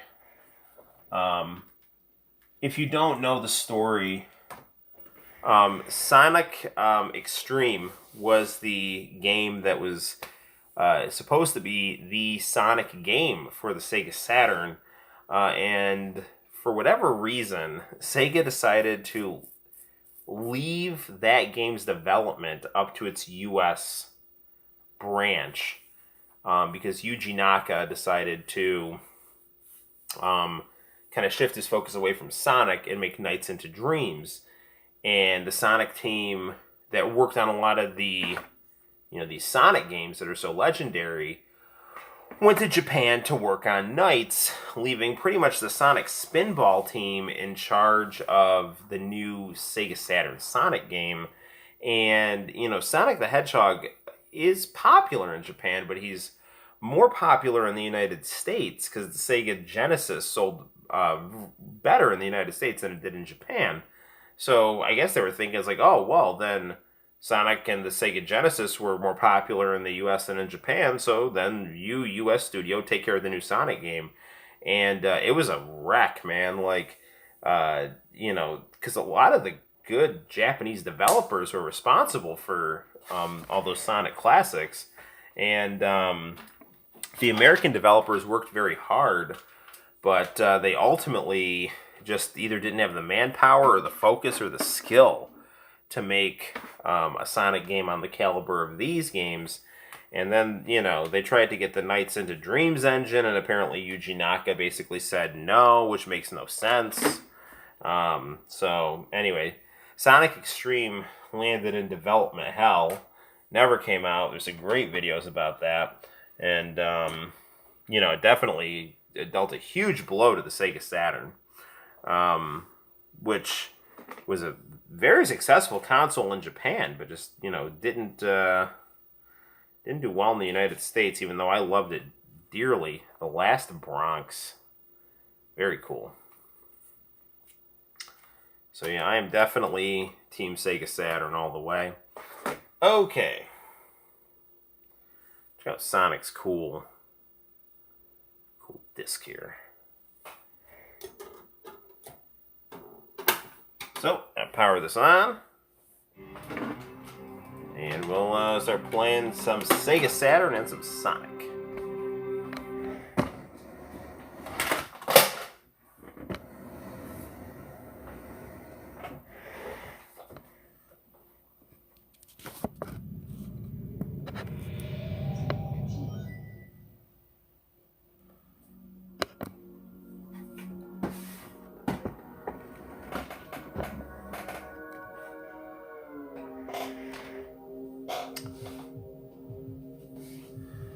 They had a nice Japanese commercial for Sonic Jam as well. Now, I want to say that this FMV was actually for another Sonic game that was in development and ended up getting used for the opening to this game.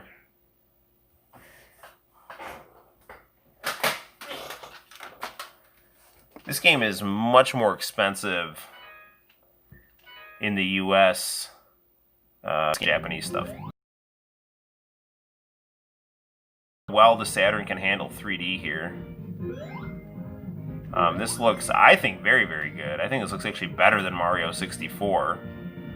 Handles very well.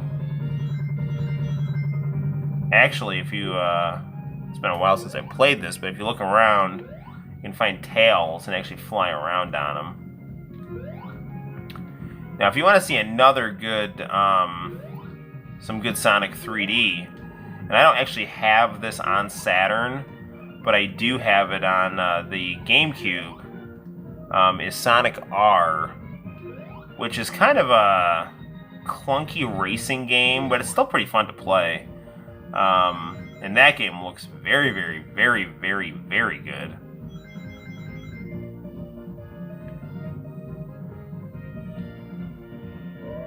So the other cool thing here is you can like go into different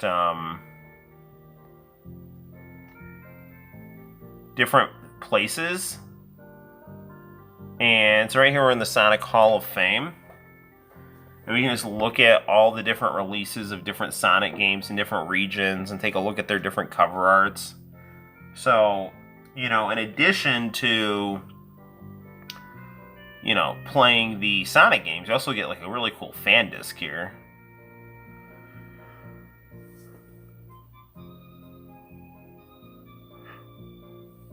So that was weird, is that for whatever reason, Sega of Japan, got Sonic 2 out a little bit before Sonic Tuesday, I guess. I don't know.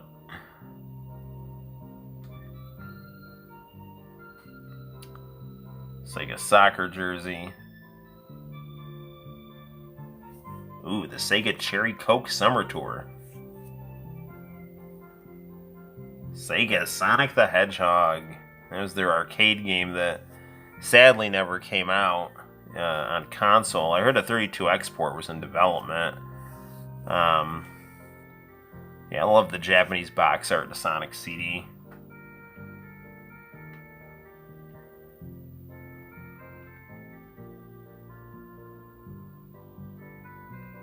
Again, Japanese box art for Sonic is always the best. Okay, anyway, let's, I don't want to just have this turn into Noel watching old Sonic cover arts here.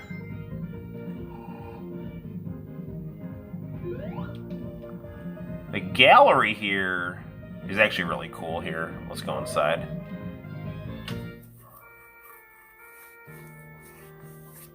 So here you can look at all kinds of cool Sonic art here.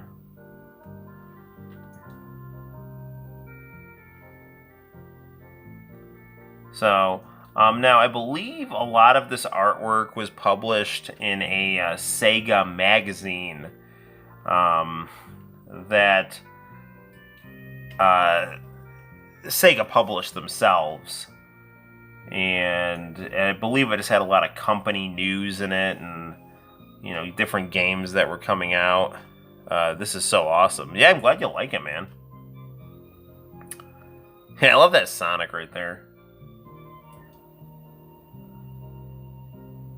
Sonic Soccer. Yeah, I love Sonic's design. I like this Sonic design. I don't dislike the Dreamcast one, but I prefer this Sonic.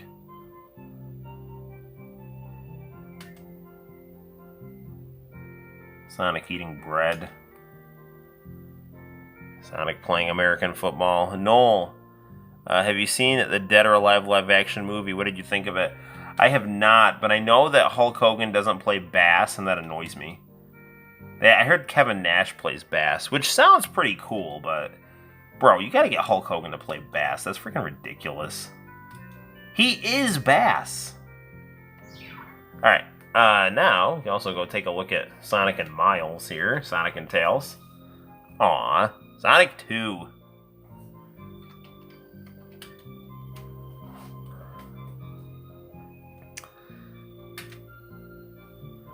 Sonic and Tails are so cute.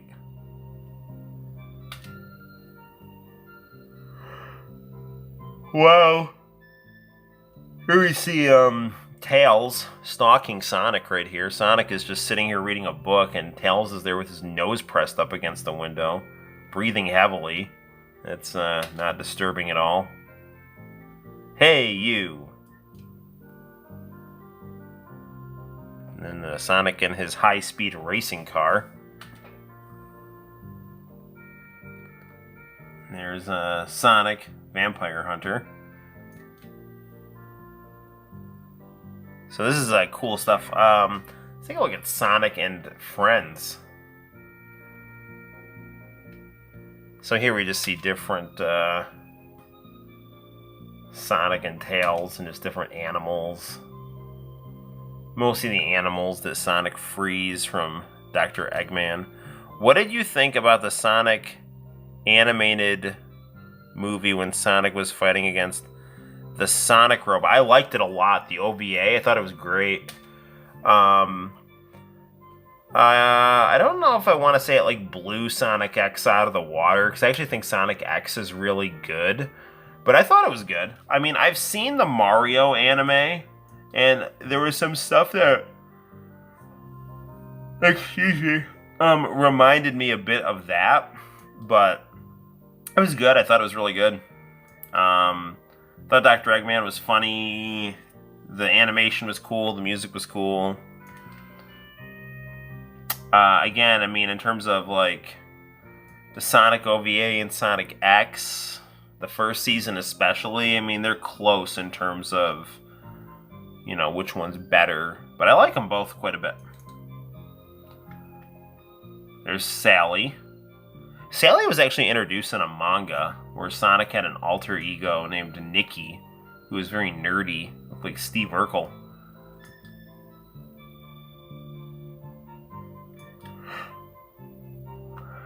Alright, good stuff.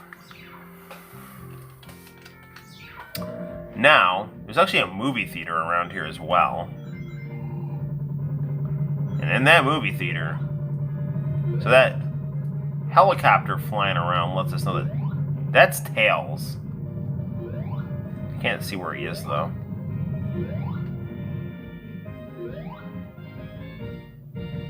Same here, bro. Right on. Sound test. There's different, like, games you can do where you have to, like, gather different amounts of rings in different amounts of times. Character house. I wonder if I'm in the movie theater. Sonic looks cool like this, though. This is a good 3D model.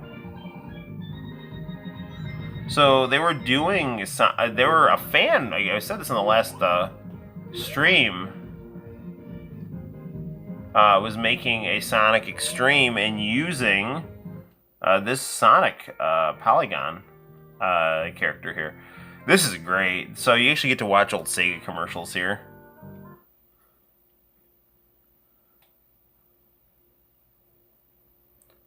Are you streaming Thursday? Probably. I don't see why not. Oh, so actually this is going to be the Japanese opening to Sonic CD.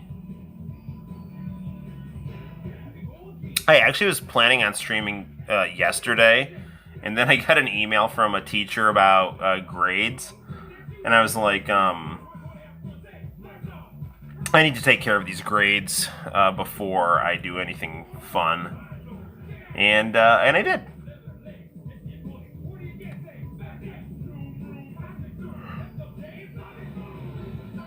Freaking awesome animation right here.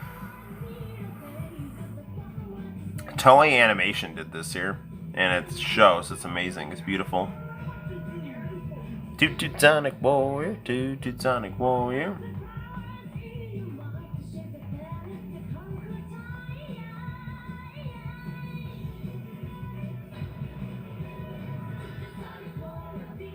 So we'll see, but they actually play this song in the commercial for Sonic CD, and it's great. Sonic the Hedgehog CD from Mega CD. Sega.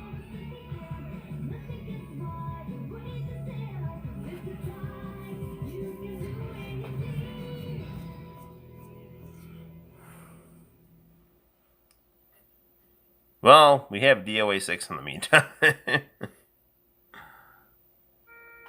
I think this right here is the commercials here. Yep. So, actually, they had a really cool commercial with a claymation Sonic right here that I love.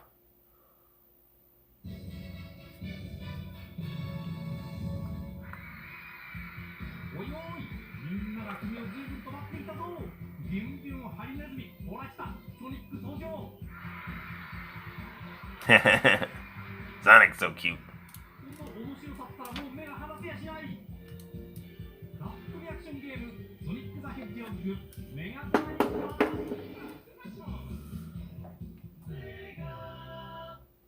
Man, this is great stuff.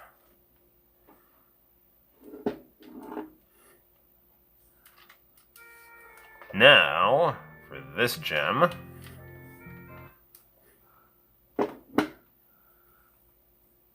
Mega CD.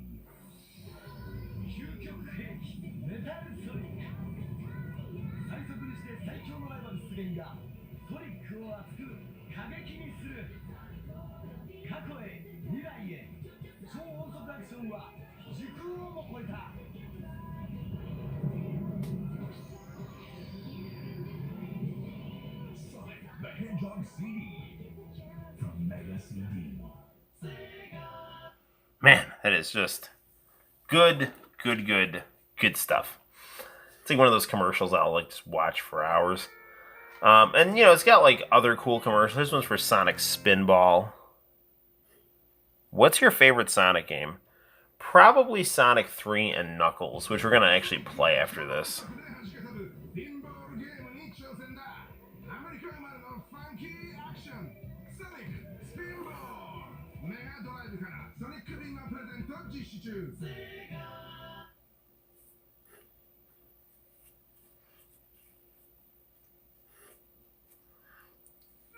Okay. So, going on to exit. And actually, I think if we want to get out of here, we can just pause it and hit exit. There is a whole way where we can like actually exit the stage. But anyway, here's the cool thing about Sonic Jam. Sonic World is a lot of fun to mess around with. But actually, you can actually, you know, play this Sega Mega Drive Sonic games here. And we'll play Sonic 3. But check this out. Actually, that's not what I want. Let's do Sonic and Knuckles. Because there you can actually, I think, add, yeah, lock on. So you get this kind of digital version. Yeah, I'll play the original. I know what I'm doing here. So you have like different modes of play. So it's a cool feature. Let me see if I can remember this. Up, up, up, down, down, up, up, up. Yeah, I didn't do it right.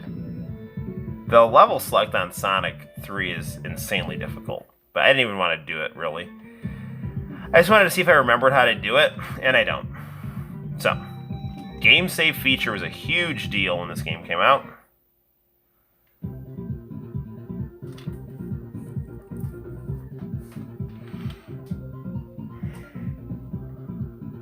When we last left Sonic, he was just cruising around with Tails in supersonic form.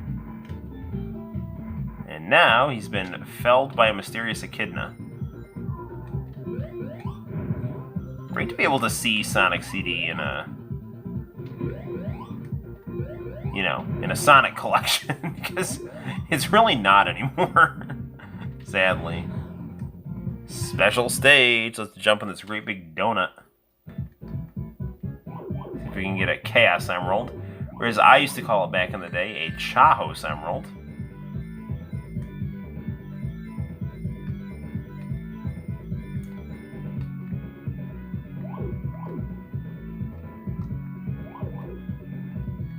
So when these special stages came out, they were freaking groundbreaking. You know, everyone always says like that Super Nintendo had better graphics than Sega Genesis, but I don't necessarily agree with that. I think sometimes that was the case, but there are a lot of times where the Sega Genesis looked as, you know, was freaking king of the block when it came to good graphics. And this is definitely one of those times, because these visuals are ridiculous. Now, it's interesting because Sonic is, you know, a speed-oriented game. It's very visual as it has to do with speed and movement.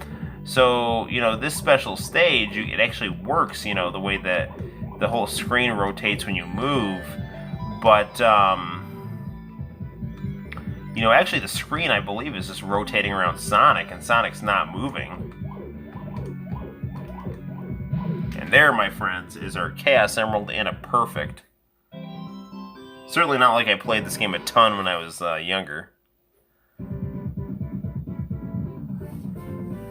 We got a Chahos Emerald.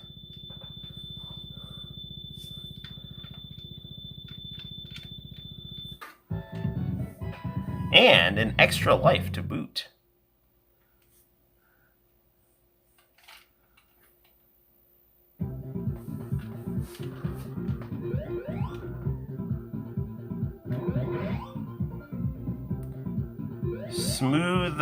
Smooth sailing from here.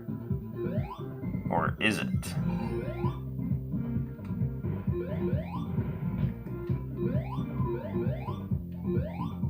It's just a shame that Michael Jackson and Sega can never really make the most of their collaboration on this game. But that really is primarily... Well, if he's innocent, it's not his fault. If he's guilty, it's his fault. It'd be Michael Jackson. I mean, I've heard things that, like, Michael Jackson didn't like the sound chip in the Genesis. That doesn't make a whole lot of sense to me, because Michael Jackson's Moonwalker was all Michael Jackson games on a Sega sound chip, so... I don't know. I just think what ended up happening was, you know, maybe Michael was getting a little frustrated with the music, but... that those allegations against him I don't know if they're true or not, but, you know, they pretty much forever stigmatized him. Ooh.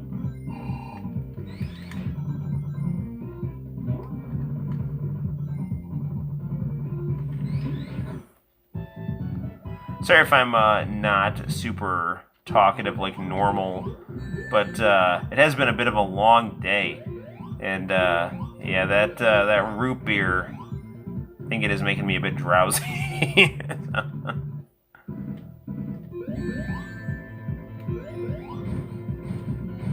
Did I lose my ring? Yes. Do I know how to game the system? Also yes. Actually, I should not have done that. So, here's an interesting fact here. Those chimes sound different on the Sega Saturn when you're trying to keep this thing up in the air, so, you know, it's not identical. It's arguably an improvement, I don't know, it just depends on your perspective. A root beer. Yeah, it's alcoholic root beer. It's got, like, freaking... It's got a decent amount of alcohol in it. And again, I don't get drunk, I get tired, so...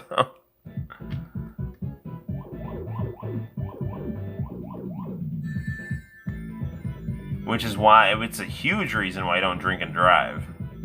Number one, it's just that drinking and driving is a stupid, dangerous thing to do. But you know, like if I'm like if I've had a couple and I'm tired, it's like there's no freaking way I'm getting behind a wheel of a car.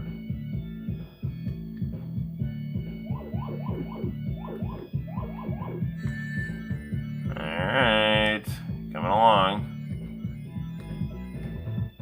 Now, in Sonic Mania, they made this as a bonus stage, like when you just kind of jump in a one of those like check mark things, and it really kind of disrupts the game too much, I would say. Because this whole thing is like it's a mini game in and of itself that really is visually demanding and psychologically demanding, and yeah, it's worth noting.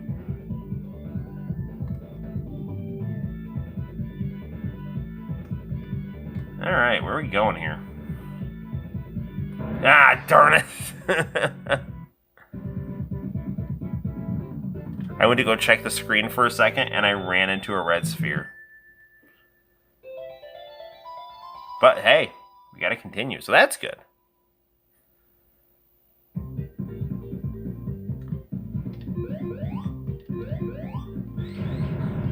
Alright, come on, come on. Let's go back down. What should I never do, Rogue Drums? I don't even remember what I said. Oh yeah, drink and drive? Yeah, no, that's ridiculous. Yeah, never ever do that. I just realized what you're pointing to. Again, I'm feeling tired, so I'm kind of not as I feel sharp in terms of my engaging rapport here. It's like the spirit is willing, but at the same time, it's like when you're tired and you talk a lot, it's like, am I making sense? Or am I just like coming off like a raving lunatic here? Which definitely is something that I have done in the past. Now everyone does it. It's popular to be a raving lunatic. Yes. I'm getting tired too. Yeah. I'd like to try to start these a little earlier. We did start this one before 10, which is good. You know, it's weird too because you know, like a lot of people are online at this time too. Like, I remember reading a study that most people are online, you know, but like around 11 o'clock. Because your day is over and you're just looking at your phone in bed.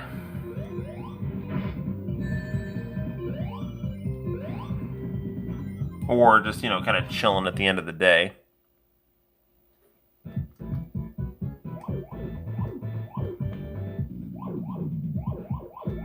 Oh, come to Papa.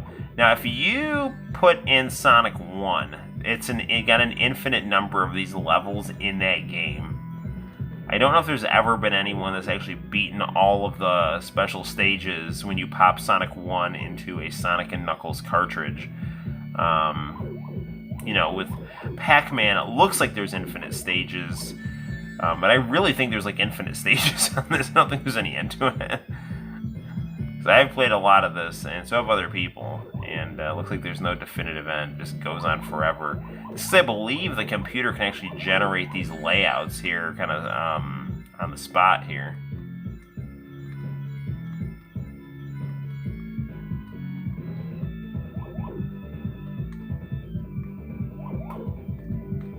Man, these can get... I like them, but I can definitely see why people could get annoyed with them. Definitely keep your reflexes sharp.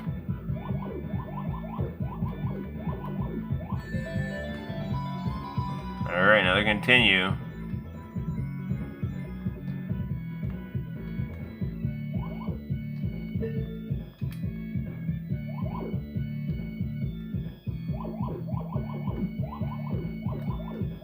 Yes, got it.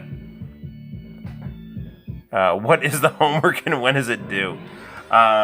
Welcome to the live stream. The homework is the last two sections on the Civil War reading that is posted in Google Classroom. It is due Wednesday afterward, and I can't remember off the top of my head, you know, what it's specifically titled as, but it's the second Civil War assignment, and it's due on Wednesday.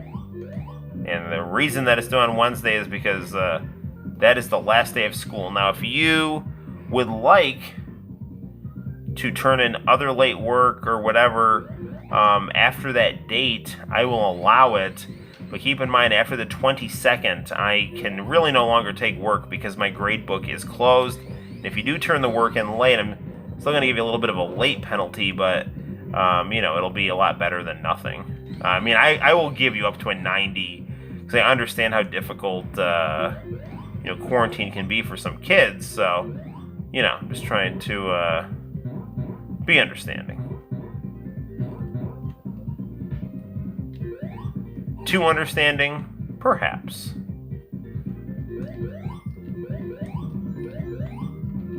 But is there ever such a thing as being too understanding? Wow.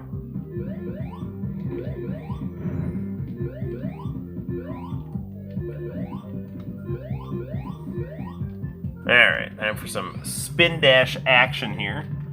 I'm gonna forego that special stage. Whoa.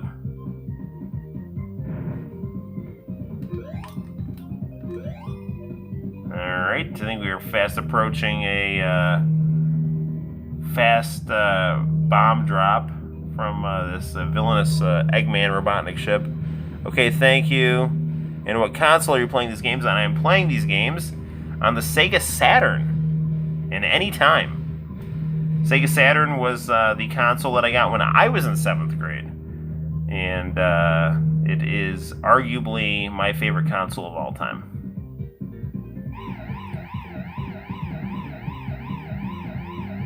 It was like the Sega Genesis, but it had CD audio and very sophisticated graphics, both in terms of 2D and then also some impressive 3D as well. PlayStation was ultimately more popular due to its heavier third-party support and the fact that PlayStation was easier to program for than the Sega Saturn.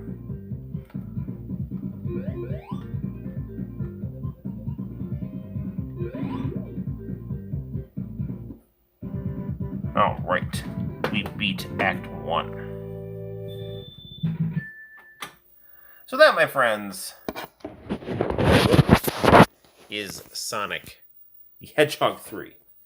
And we also saw Sonic World, the tech demo for Sonic Adventure when it was in development on the Sega Saturn. So I'm going to go grab a little bit of the dog that bit me.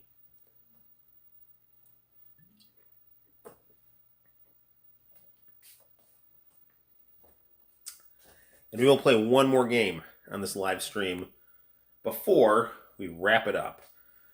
So, to appease the Rogue Drum Man, we will play some Dead or Alive 6 because we are actually waiting on Dead or Alive 2 Ultimate for the legendary OG Xbox Mountain Dew Edition.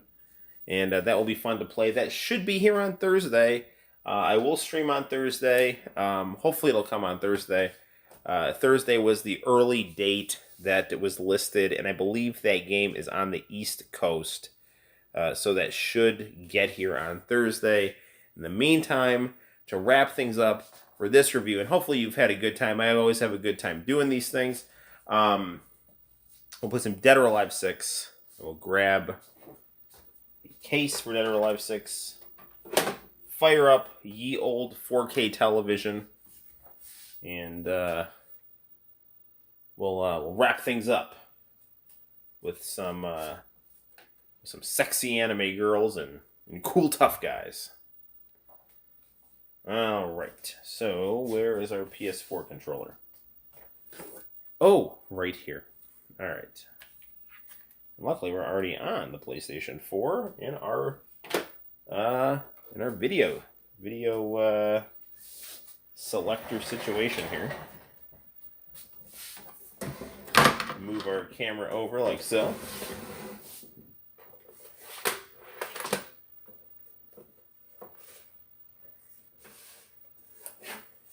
Dead or Alive 6 right here. Now again, I don't know, man. The way that Dead or Alive 6's money-making scheme is extremely annoying. In past Dead or Alive, and I've complained about this before, if you want to unlock new costumes for the characters, and one of the big draws about Dead or Alive is putting the girls in all kinds of crazy costumes, sexy costumes, whatever. You just simply beat the game and unlock more stuff.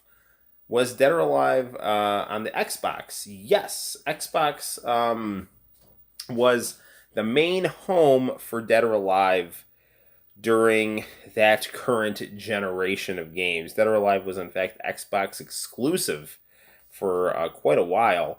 But Dead or Alive actually started as a Sega Saturn port of an arcade game that was made on Sega hardware.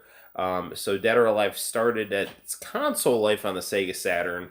From the Sega Saturn, it actually got a very different port of Dead or Alive 1 that was built from the ground up for the Sony PlayStation.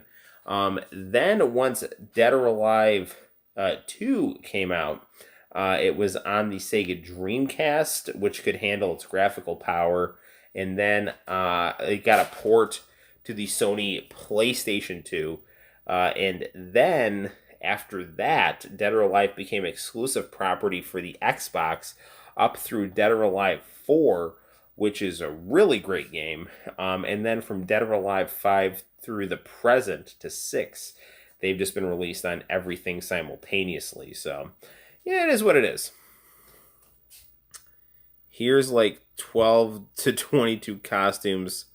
Oh, yeah, there's like 12 to 22 costumes per each character to unlock.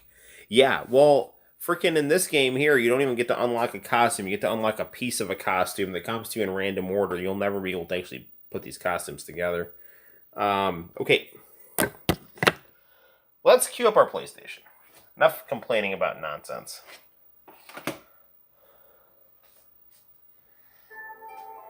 So we were actually playing some Sonic Mania earlier. So we'll eject Sonic Mania, which is such a great game.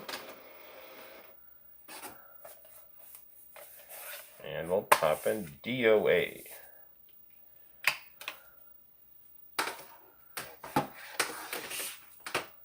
Koei Tecmo. These Japanese mergers.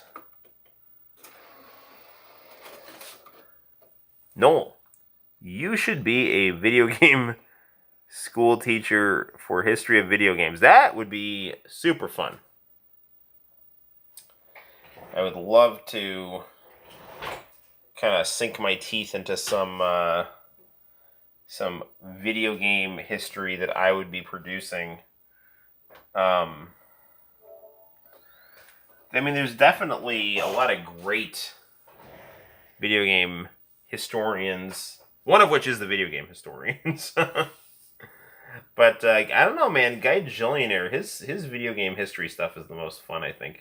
Classic Gaming Quarterly does a lot of great retro gaming analysis, even if he's, you know, not the biggest fan of Japanese games. He's not opposed to them, but he's not an anime guy.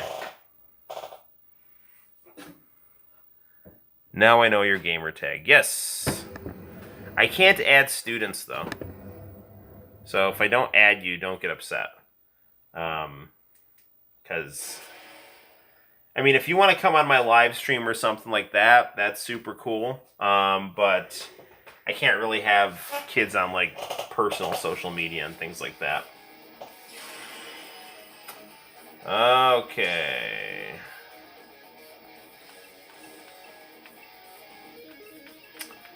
Do some, Oh, you know what else is like insanely annoying about this game? Is, okay, so the season passes are like $90. Like, that is the most insane, absurd pricing I've ever seen. Oh, and you know what else sucks about this game? They cut out the tag mode for like no good reason. I know the reason is that they're going to, I shouldn't have chose rookie, but whatever. The reason was they wanted to save it for DLC, but it's some bullshit, man. That their tag mode was a staple of Dead or Alive. Okay, so we actually have some cool 5 years later you will be hearing from me. Sounds like a plan, man. We actually have some characters from different video games here. I have Mai Shinranui from King of Fighters unlocked. She looks beautiful in this game. We also have Kula from King of Fighters, which I still have to unlock. And Tamaki, I don't know who that is, but we do have... I think that was Sarah Bryant. No, Sarah must not be in this game. Rachel looks just like Sarah Bryant. Okay, so we got the return of Raidu, the final boss from... King of Fighters, not King of Fighters. We're gonna beat Mai from King of Fighters. The final boss from Art of Dead or Alive 1. Every other freaking one in the book. See, okay, here's the annoying thing here. Like, all these costumes here are like locked up here. So, okay, we're gonna be Mai. Now, because they left Mai in her, you know, battle outfit here, you know, it's like they're... Like, I mean, if you want to cover up the girls, like, that's fine. Like, I don't care, whatever. It's whatever your artistic vision is, but, you know, the whole idea of, it is Mai from Fatal Fury. We're going to play as Mai, my friend. If you're going to, like, you know, make the girls, like, super covered up and then, like, make people, like, pay to play for skimpy costumes, it's like... I don't know, it's annoying to me.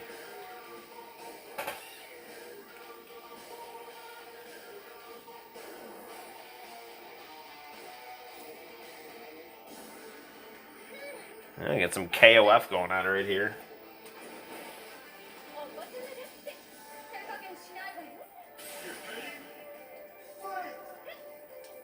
Okay, so Dead or Alive functions on a kind of a 3-button attack pattern here. Grapple, punch kick, and then you can also dodge. And the dodge actually is a counter. Mai's in Dead or Alive 5 too? I don't know if I know. Didn't think I knew that. Or I don't think I knew that. Oh, it's getting late.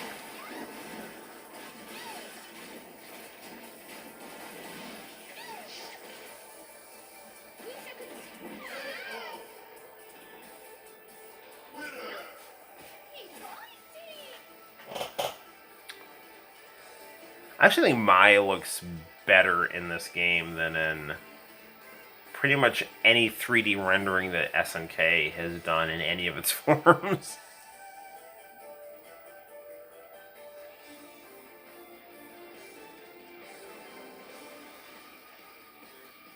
The other thing about this game is the load times are a bit annoying.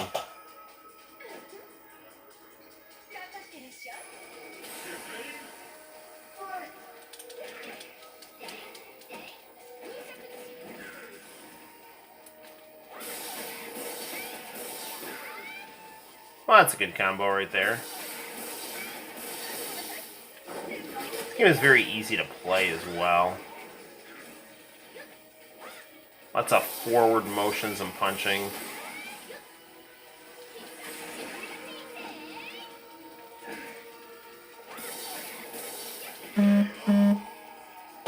Alright, good win. So yeah, I mean, this game is, I think, probably the most beautiful fighting game on the PlayStation 5. PlayStation 5, PlayStation 4, PlayStation 5. That thing is it's a thing, man. It's a wireless router. Wireless router. You can already tell I'm falling asleep. It's getting late. Not falling asleep, but I'm definitely tired. So tired, I'm going to talk about Peppa Pig right now. There's a very funny episode where Miss Rabbit drives a taxi, and Mr. Wolf is in the back seat. And as a taxi driver, she just always talks, because as a taxi driver is supposed to do. And he's like, I'm a bit tired. Do you mind if we don't talk? She's like, yeah, people talk too much these days. Talking for this, talking for that, talk.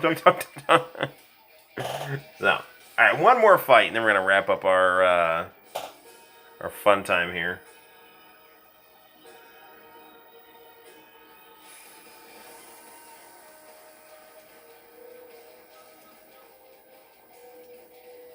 The other annoying thing about these newer games is you basically have to sign these massive legal agreements just to even play the game.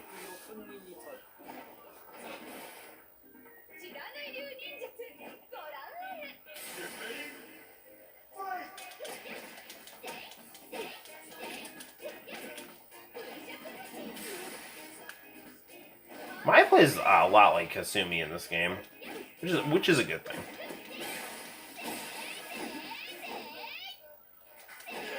Alright. 12:15 and we're talking about Peppa Pig. I love Peppa Pig. My son and I watch it every day. Mr. Potato and Daddy Pig are my favorite characters.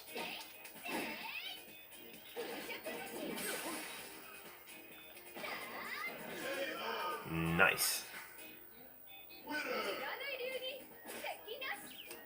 Alright. Nice attention to detail. They even got the water on these people here. So, cool, man. Alright. So, gang, there we have it. That has been our Tuesday night live stream. Sorry if I'm cutting it a bit short tonight. You know, we usually go between 2.5 to 3 hours. Not that anything is etched in stone, but that just tends to be the pattern. But I can definitely feel myself getting tired, and we are, at the 2:30 mark, and we've played through some great games. So, you don't want this live stream to be me asleep on a hardwood floor. So, there's that. Good night, Noel. I will see, I will see you on Thursday. So, yes, you are all absolutely welcome to return on Thursday. I will be done with school, so don't have to worry about grading any papers or anything like that. Just make sure that my grade book is complete with submitted, final grades by the 22nd. But I have no other commitments on Thursday.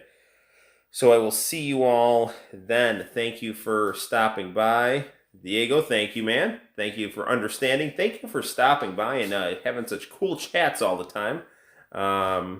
It says, what did I say? Paper? I don't even know what I'm saying anymore. So, yes. A good time was had by all. I enjoy talking to you guys, and thanks for caring enough to stop by the channel. I will see you all soon, and until next time, my name is Noel. You take care, and we'll see you in the very near future for reviewing and live streaming fun. Bye-bye.